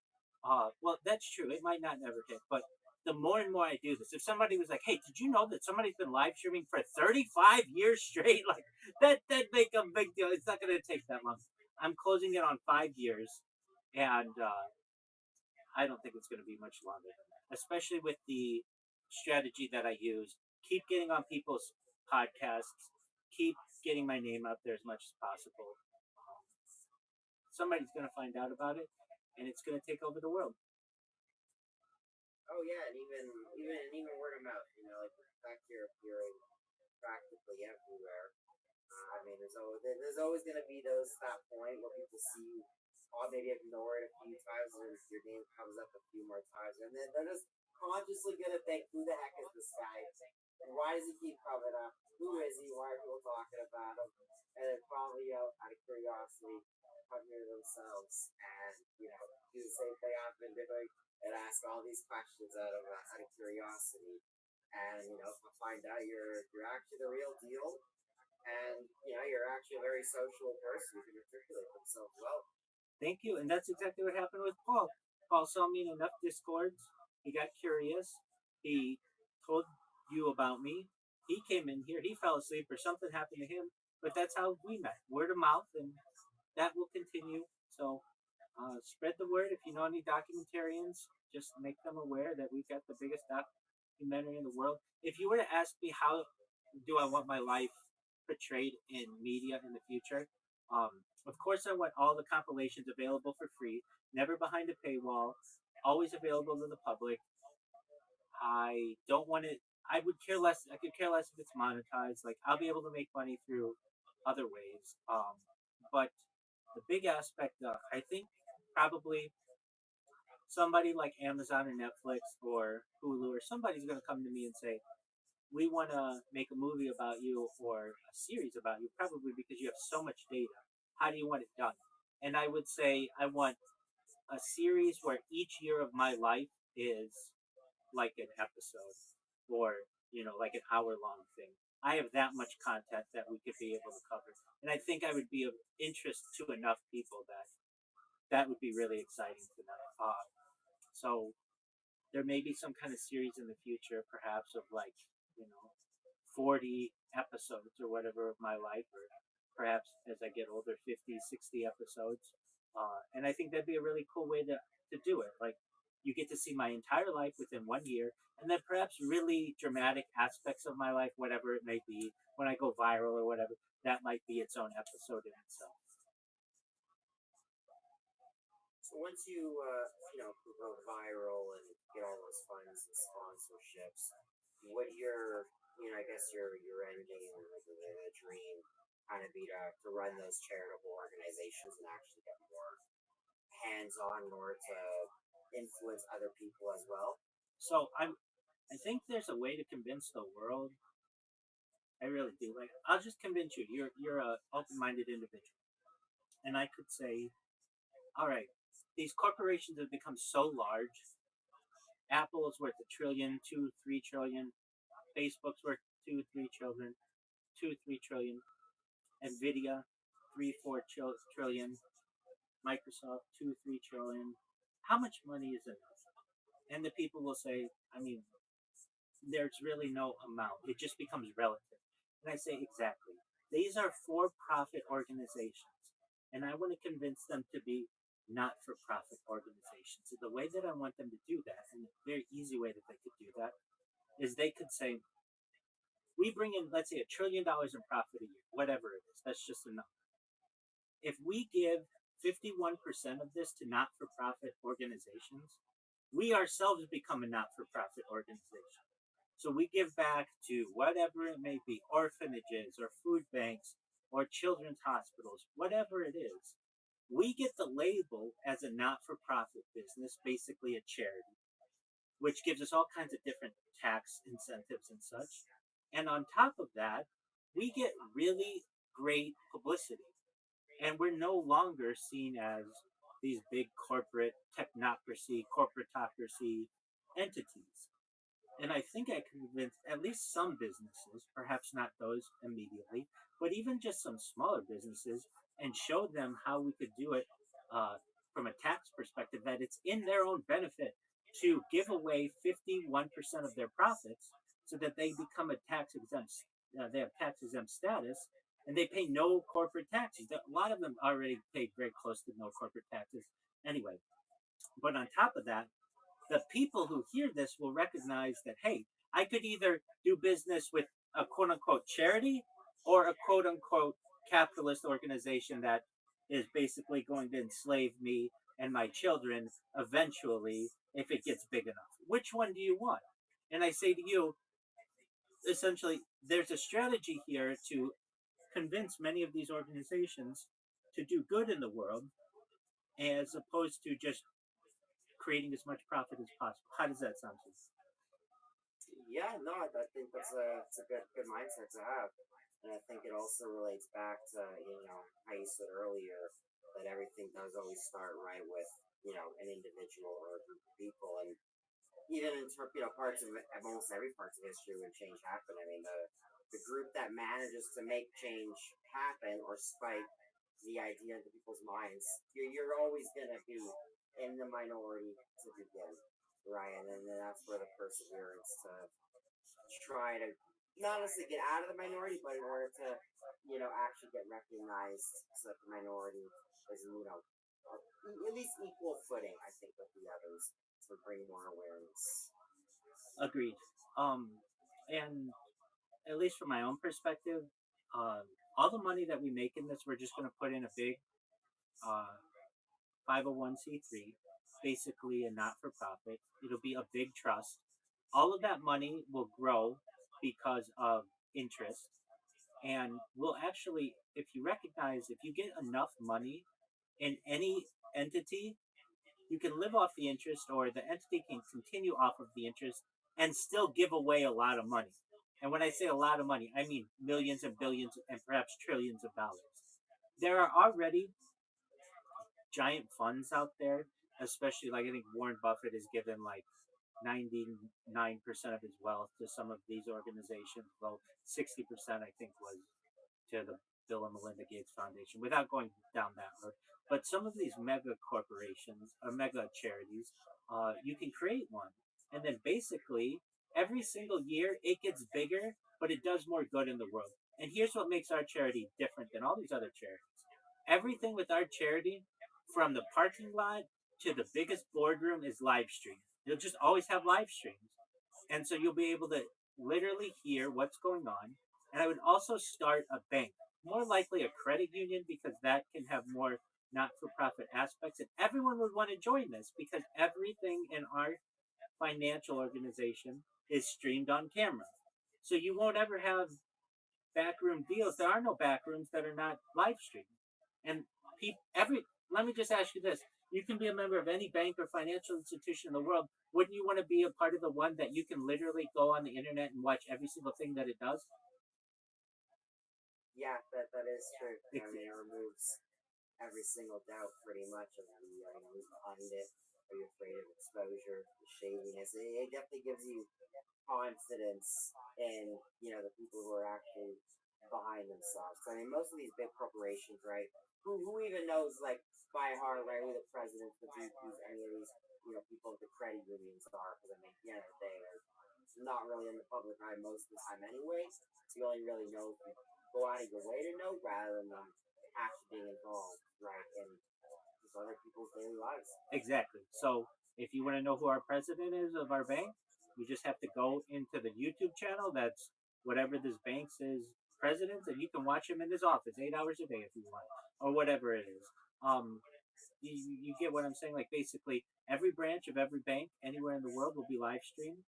That's a guarantee that we'll make. I mean, we'll say that we'll have backup and redundant systems so that there's no shadiness. Everyone would want to bank at that bank. Everyone would. It's like it's like the best advantage that you could have on any of your competition. Oh, no, 100%. And I mean, especially when all these major corporations, at the end of the day, they have clear disdain for the idea of morality or integrity, right? They'd sell out anybody or anything to make a couple more bucks at the end of the day. Exactly. And so I recognize that there are some advantages of just full candidness with the um, people, and our organizations would be no different. And um, there's going to be a point where, I mean, let's say this happens, then in my own way, I'll be the most famous person on earth and the most eligible bachelor on earth. And uh, I eventually want to settle down and have a family, but before I do that, there are gonna be some hot chicks on this stream. But in all honesty, I'd have to find a woman who recognized that I was passionate about live streaming my life and I wanted to live stream our family's life. However, we don't have to let those streams necessarily always be on. Perhaps in the bedroom, we could not, like there could be some areas of privacy if she wanted, or she may say, I don't want that live stream, but we could still record it for the benefit of future generations or children's birth or whatever, or just our own home movies or whatever it would be. That aspect of a relationship would be important to me.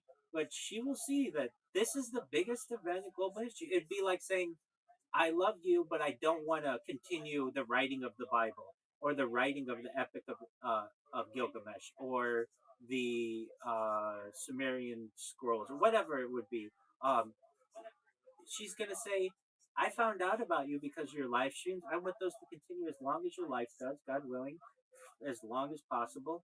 And I'm going to be a part of that. So I think that's not too hard to convince someone of, especially when you recognize that if you know anything about the Edward Snowden leaks of 2012, he said that our phones are transmitting 24 hours a day to the National Security Agency, essentially, and that even when your camera is off, it still has back doors to be on.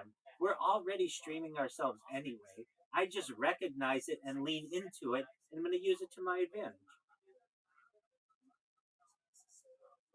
Yeah, no, I think it's a good mindset to have. And I mean, I think there's definitely, there's always someone for everyone, and I do believe there's definitely someone out there who I think find it intriguing as well, to actually have their lives or general life, recorded or shared with the world. I mean, a lot of people kind of already do it as it is anyway, on live streaming on Twitch. Obviously not to your level, more selective. I mean, people like post, their lives on Instagram. They're definitely selective about what they show, so we try to look through the highlights. But I think there's definitely someone who finds it appealing to be in the spotlight when they can. Absolutely. So that's a little bit about me, more than a little bit. Any other questions that you have? There are actually more questions I could ask, but it is actually getting late for me, so I am gonna head to bed and have to take my leave. Absolutely. Come back whenever you want. You can ask those questions. I did enjoy our conversation. I did as well. You're very smart. I mean that. So anyone out there, please remember that I said Meepy's smart because he is. You all hear it yourselves. And Meepy, when you come back, I might not remember you immediately. Just tell me that you like the Blues Brothers, and that'll stick out in my mind. Okay? Hey, sounds good, man. You talk to a lot of people, so I fully understand, and I wish you the best of the night. And yeah, take care. I'm sure I'll be back. Excellent. Because you were intriguing to talk to. I did enjoy our conversation. Excellent. We're perhaps have a good sleep. You as well. We're perhaps on a mission from God. Take care.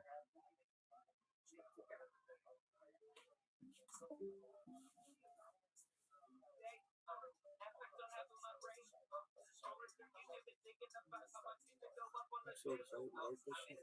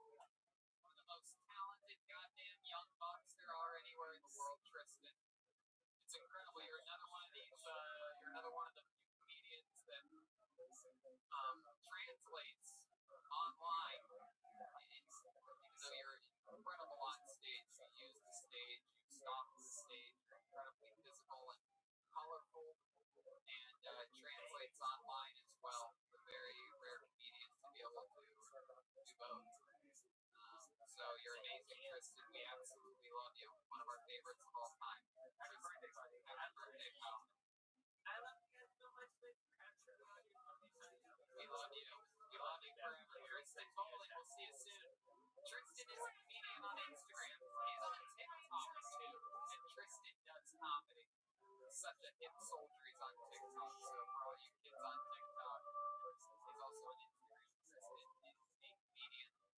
Keep that music going as I bring up the legend killer, the Stone Cold Tony, the Michael Jordan of Kill Tony. Ladies and gentlemen, the one, the only, Michael Lair. I can hear you. Hi, Michael.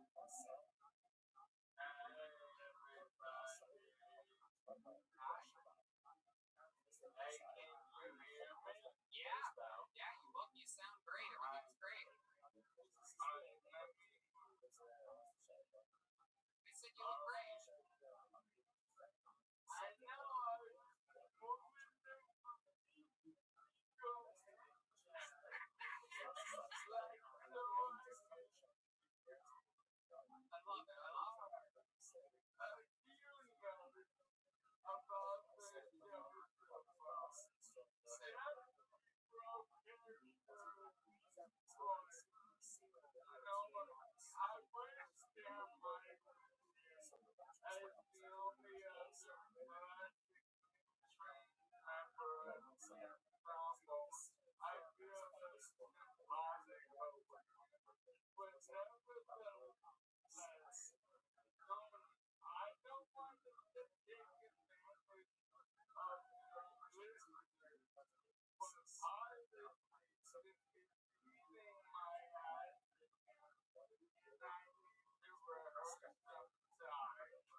Yeah, actually, it's funny you mentioned that. I actually was emailed some sites from you, and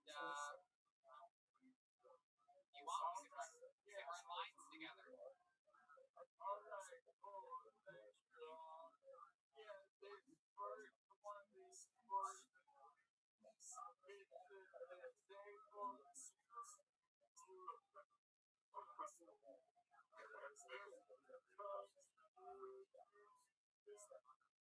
Yeah, absolutely. It's a new series called Dr. Silence Powers.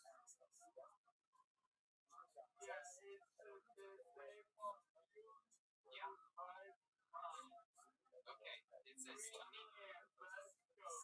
says Tony plays a criminal. The criminal is definitely a white person. Okay, here we go. Okay, Dr. Silence Powers, give me your money. I said, give me your money, Mr. Dr. Silence Powers. I don't want to have to shoot you, Dr. Silence Powers. Jeez, silence really is power. Take my gun. I'm out of here.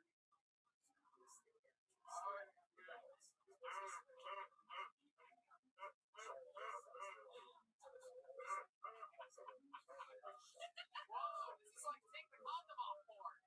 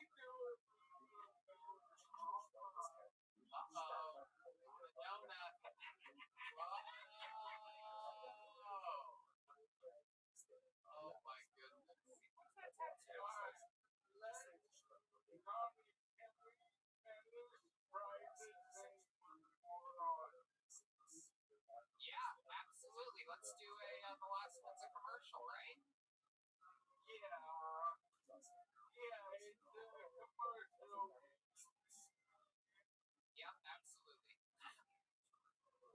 If you want to spend a lifetime in your home, but not a lifetime paying for it, bank with Capital Mortgage and $8 haircuts. Best rates, no down payments.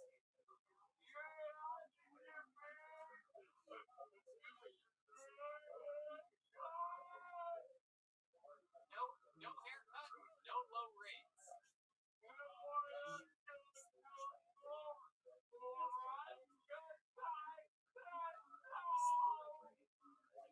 Bald or cancer? Try our $8 pet cut.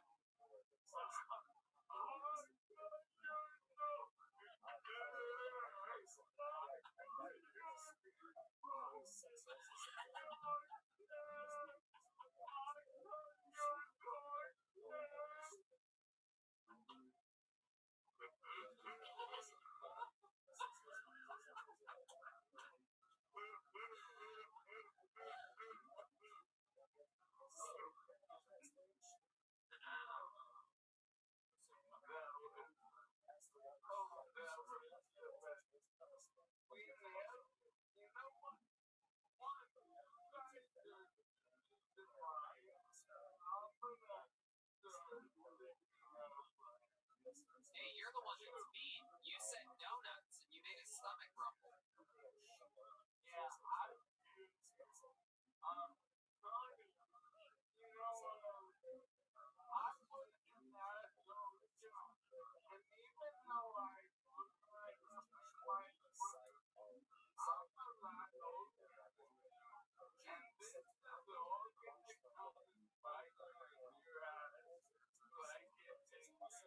No, I believe it.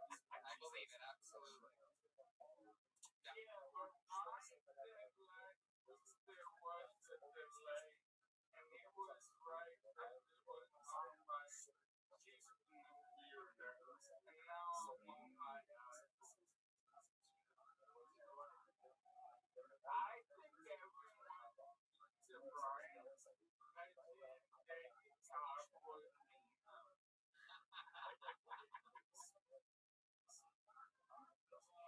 One thing is that one time at the ice house, I was with my girlfriend and I met awkward. It was so awkward. It was weird. It was like literally awkward.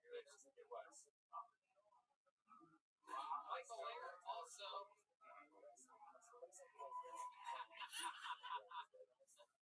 Michael Laird is also responsible for making me laugh for 5 minutes straight yesterday as I watched his new Beyond the Mat, the upcoming fight with Brian Yeah. It is an incredible piece put together by Brian Boone Kelleher, the fighter that was on the show recently, has a big fight coming up in May.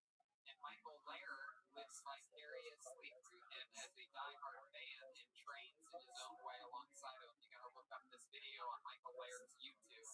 Everything Michael Laird is hilarious. This guy doesn't take breaks to get fucking serious or to tell you shit to watch or that he likes or anything. It's not like any of us. He doesn't take a fucking break from comedy for a goddamn second. This guy is. I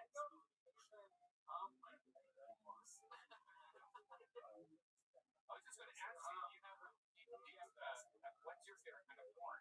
Like, when you watch porn, you have like a.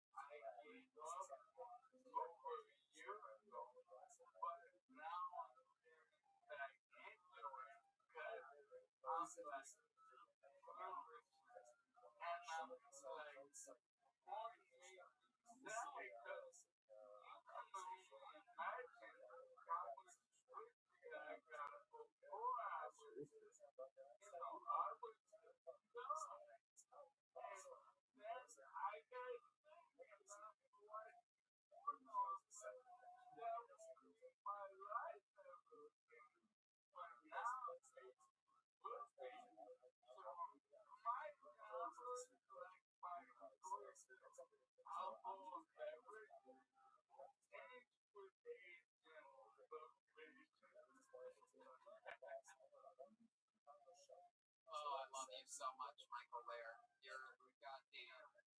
are a insane, and you are my favorite thing to ever happen in history.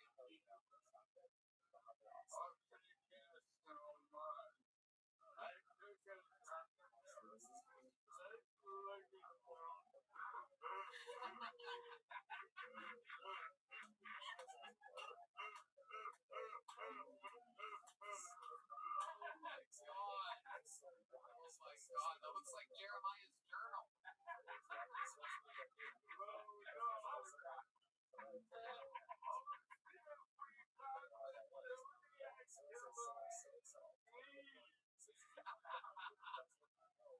Michael Lair, we love you so. You have something else?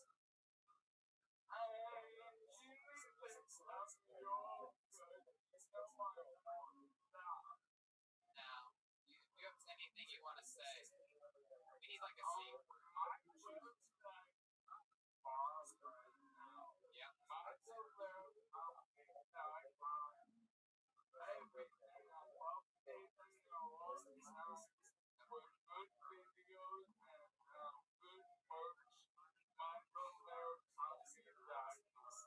Every type of merch is there, and you edit all those videos yourself, correct? Yeah,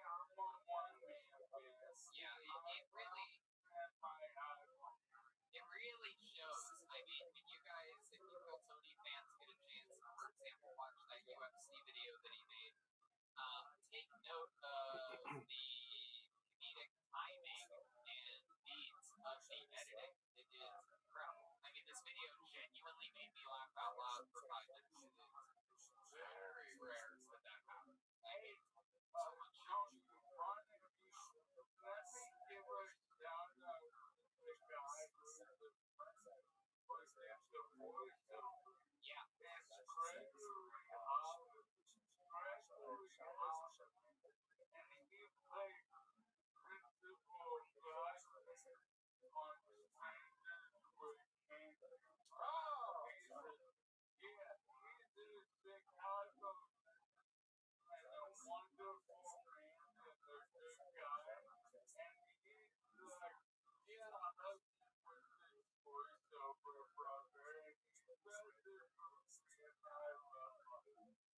Yeah. Yeah, it's incredible what he does because he has one of those voices that is almost exactly like the actual guy that does the voiceovers for the UFC on ESPN, and it's just an incredible production. Everything you do is amazing. We love you. There goes Michael Lair, everybody, legend Michael Lair. He's Steve Martian 69 on Twitter. He's Michael Lair Comedy on Instagram.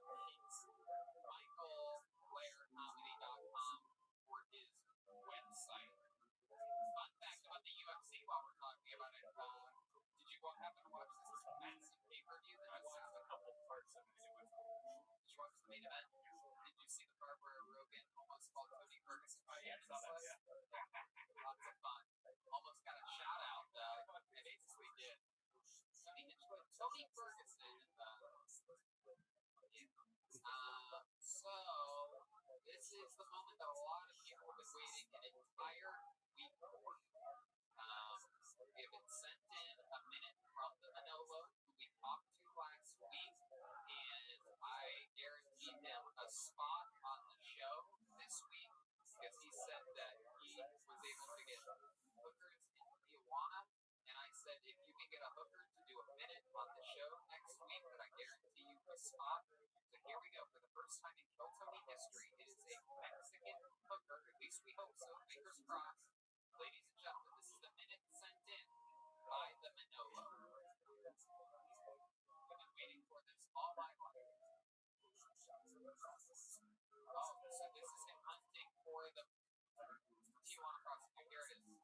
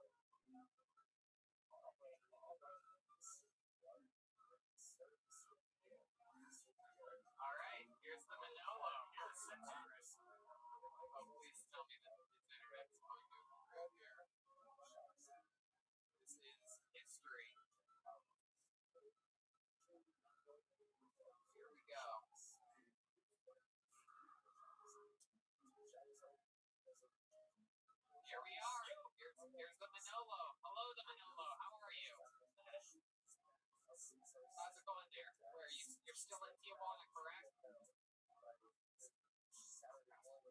you got it. You know what? Let's wait a second. I'm not giving up on this. I believe that his internet will improve. Well, that gets better. All right, there we go. There we go. Okay. Hello, Manolo. All right, it's okay.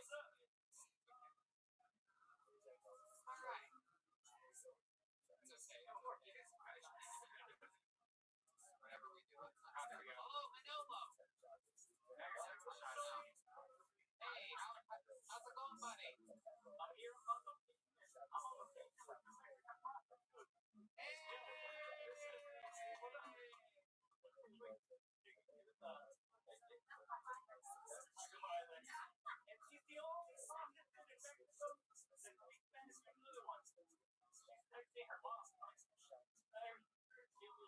Oh, turn the screen sideways, Manolo.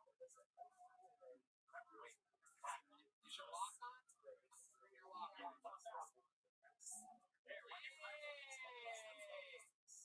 Now that girl doesn't seem very Mexican at all. Is that a girl born in Texas that made it down to Tijuana? What's going on there?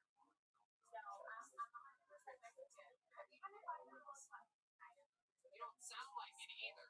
Wow. You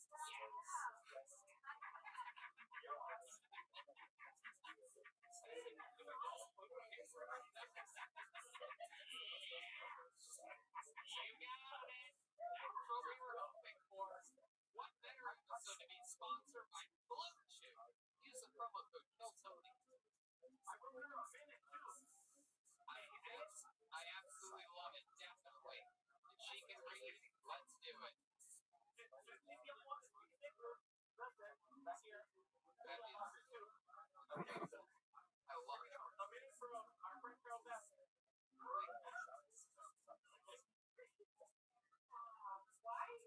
Why did the chicken cross the route? Why? Because sometimes that bitch get off the corner.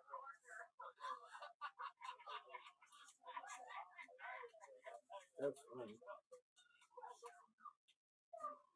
Good job. You there? What did you do?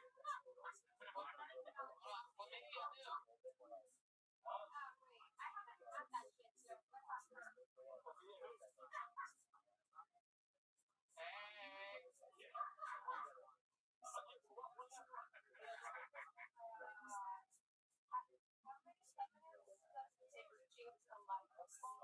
How many?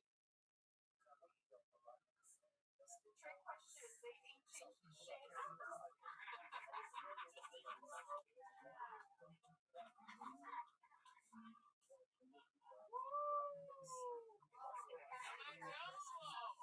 Coming in powerful this. That's great. Dude, you're a fucking, that's hilarious. You're good at writing. I love it. Bikinis are allowed on this show. Absolutely. Oh, my goodness gracious. Is this a new color or is this your phone?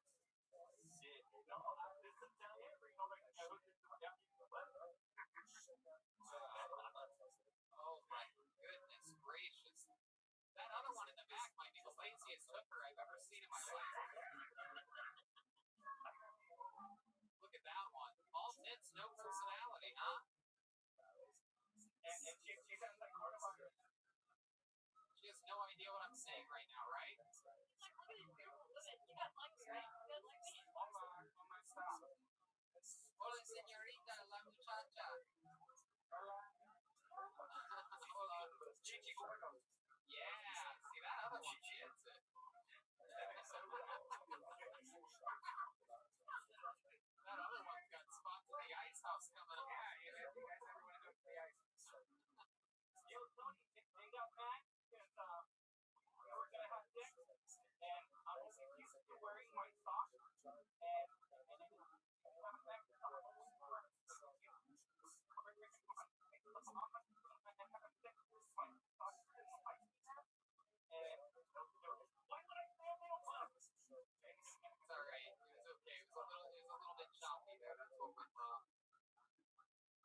the only prostitute I've seen that gets her next job while on her current job.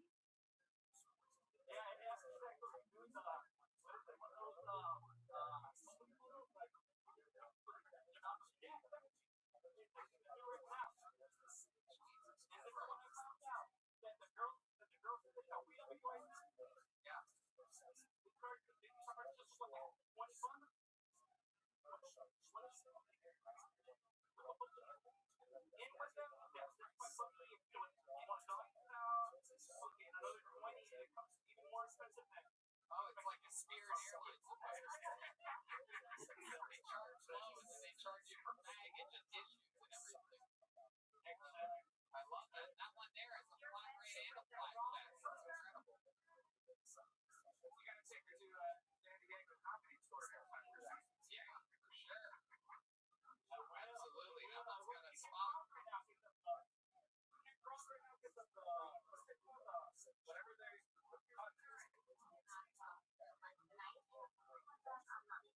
How do you speak such perfect English?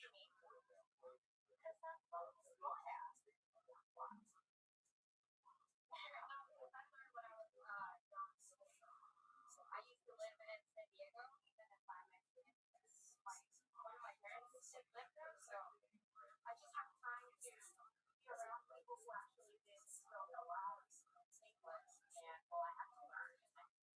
And I live in Water, so I have to use I want to speak better. if she wants to get some bothered, no bother. Yeah. The really poor people, they have like 3 cattle on their street when they grow up. That's people are energy, right? If you're from the 80s or 90s, you want TBS, fucking TBS, so when it's street, that's all you fucking see. That's why we know how to Sesame Street is the only street these girls don't walk. Yeah,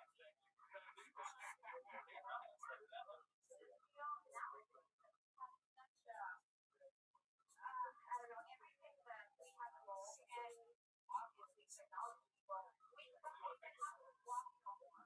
Right. chicken pictures, Yeah. Fuck yeah. Manolo, what's your plan for the rest of the night with these ladies? If she wants them, I'm fucking not tired. Yeah. You're gonna go jump on Saturday? Hey, you know what? Great idea. It's been a while. Remember, Danny been fun? Yeah, you got doctor everywhere, whatever. Yeah, that's the interesting thing, I guess, with your job is you can pay for girls like that probably to come over and end up making more money by the end of the night if you go online yourself. Well, I should pay them their fee, you know, I do shit. Hey, you make a profit. Oh, yeah. Cool. Yeah, seems like a lot of fun. And she is.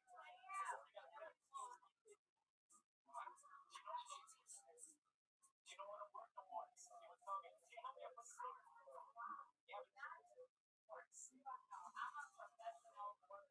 Oh yeah, she seems like the kind of girl that would marry you and take a life insurance policy out on you and you're dead 2 days later.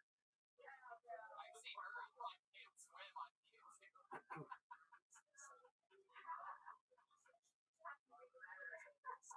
She's on the Mexican Jim Can't Swim. Oh my god. Manolo, I will tell you. Yeah, go ahead. when we're talking on the way over here, one time a neighbor of hers saw her in the corner. So panic, right? She ran through it. She wanted to run away from her. So she ran. I threw everything and she told my mom, please, did she find out her order?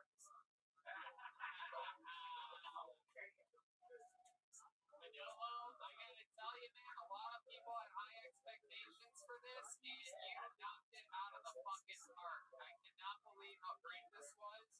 This is the most legendary of all of their performances. And let me tell you something, anytime you want to do this, you just hit me up and you have the green light, man. This is an amazing segment called Meeting with Manolo for the first time ever. Nice to meet you, ladies.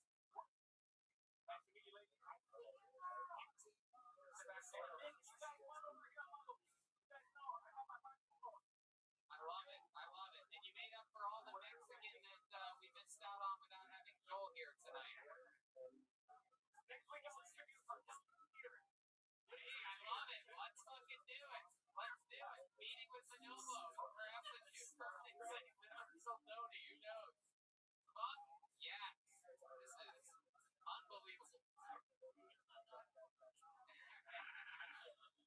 if you get a chihuahua, it speaks up the same. Here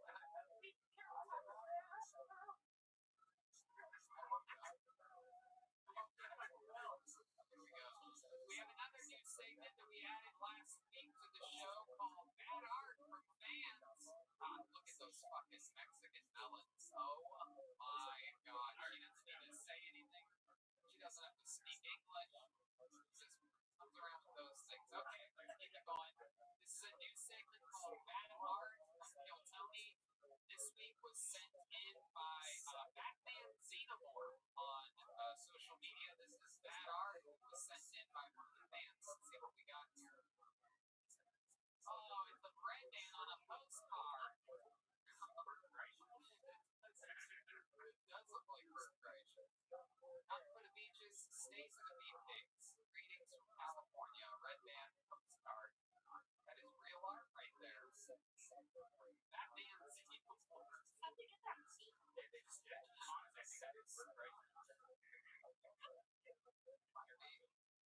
So thank you for the bad art, but let's check out some good art, everybody. Broadway started drawing. Yeah, I think anybody knows how to use fucking Photoshop. yeah, that's true. Back drawings. Perhaps we should change the segment to instead of bad art, bad drawings. Bad drawings. We're bad drawings right now as well. We're not lying on it. Anyway, so let's check in with our great artists. We go to good art now. Great Ryan J. Emails. Oh my goodness. Look at this. Incredible. Ryan J., how you doing over there?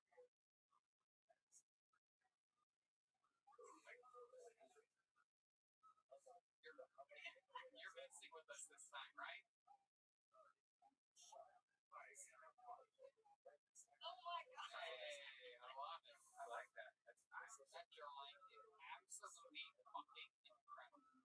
I mean, Michael Lair is an angel. That skull looks really just like me. I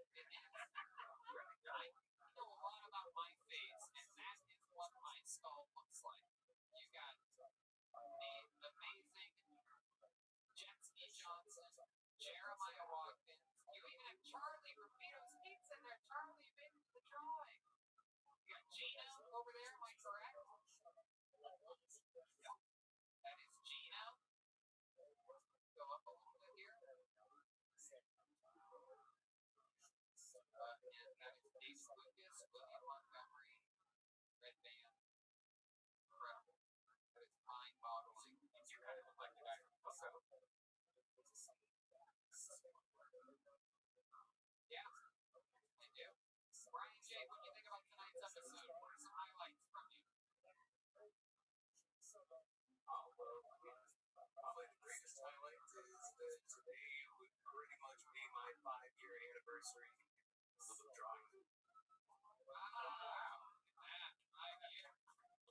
Hey, what? Aren't you supposed to come in? I think you're supposed to come in the studio on that platform.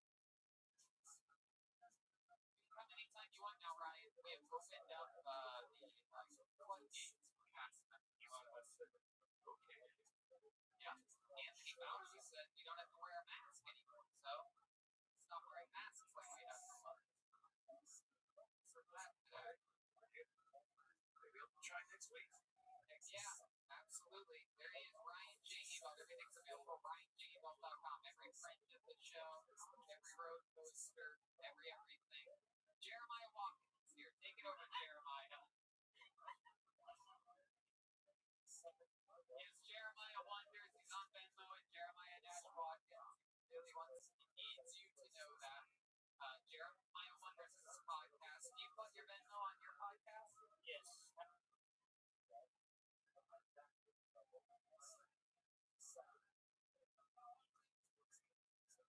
That's Jeremiah Watkins. That's Jeremiah stand up on social media. Christina Hutchinson.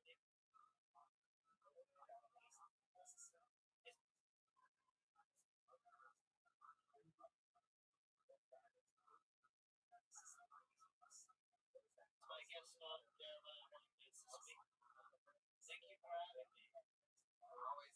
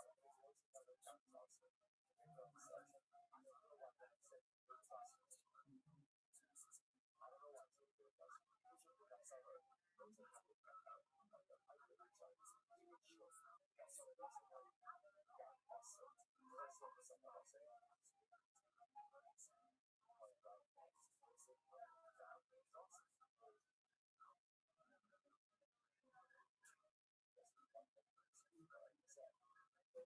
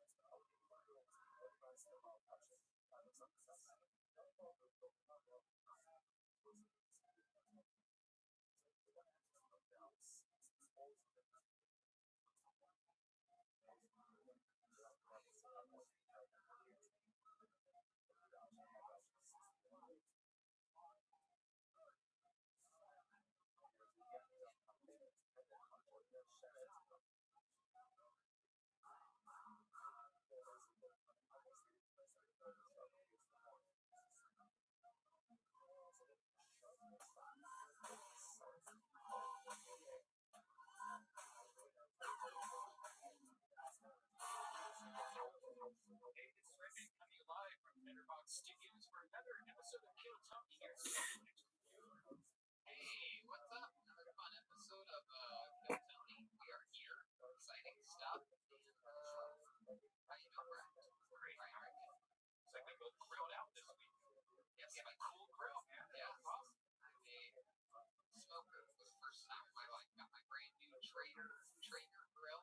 Traeger, Traeger. It is unbelievable. Started off with a steak on Saturday and smoked some Joe Rogan elk sausages yesterday. It's unbelievable. The difference in flavor is incredible. I now see what, I made friends with some of Joe's friends touring with them, and his hunting buddies will come out to shows sometimes. Really cool. Go to dinner afterwards, drinks, smoke, blah, blah, blah, blah. And I've always wondered what their obsession with the Traeger grill is, and that's bomb. That just isn't a whole different type of flavor when you cook it yourself. And I smelled like the smoke, like I was like fucking, in the shower last night, and I could like smell the smoke on me, and I fucking loved it. I smelled it the night before too, and I'm like, oh, it's like the type of smell that I like. Which reminds me, there's a brand new Hinge Me Up Dreaming candles available at dangoodco.com. You can get the official candle of Kill Tony with the little eucalyptus spa-like adventure for your nose. Right, Ryan J. Email is back in studio, ladies and gentlemen, for the first time since actually the Ice House. Yeah, this is your first time drawing at Kill Tony in a non-comedy club or theater or arena or football stadium. This is your first in studio. You got a camera on Ryan J by any chance? Oh, beautiful. There he is. The real deal Ryan J. He's got his hair up. Look good, dude. Where'd you get the new drawing board from?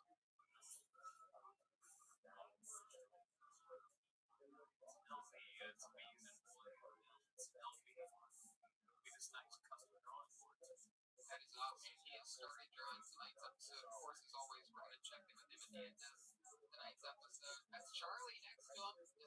Get Charlie and Gino. Let's get everybody in this motherfucker. We got Charlie from the Great Vito's Pizza in studio. He's been in studio with us the whole quarantine, keeping us fed at the Comedy Store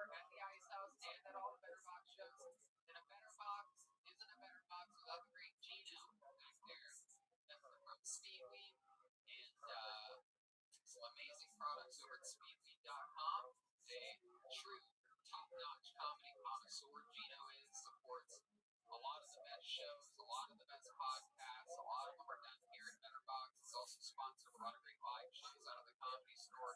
He's got his sticky fingers and everything that's hip in comedy. Yeah, because there's meat all over. That's what I meant by that. Sweet, sweet, sticky icky. Not like he's a thief or a wide receiver in the NFL. Although shows coming up supposedly. Pretty excited about this.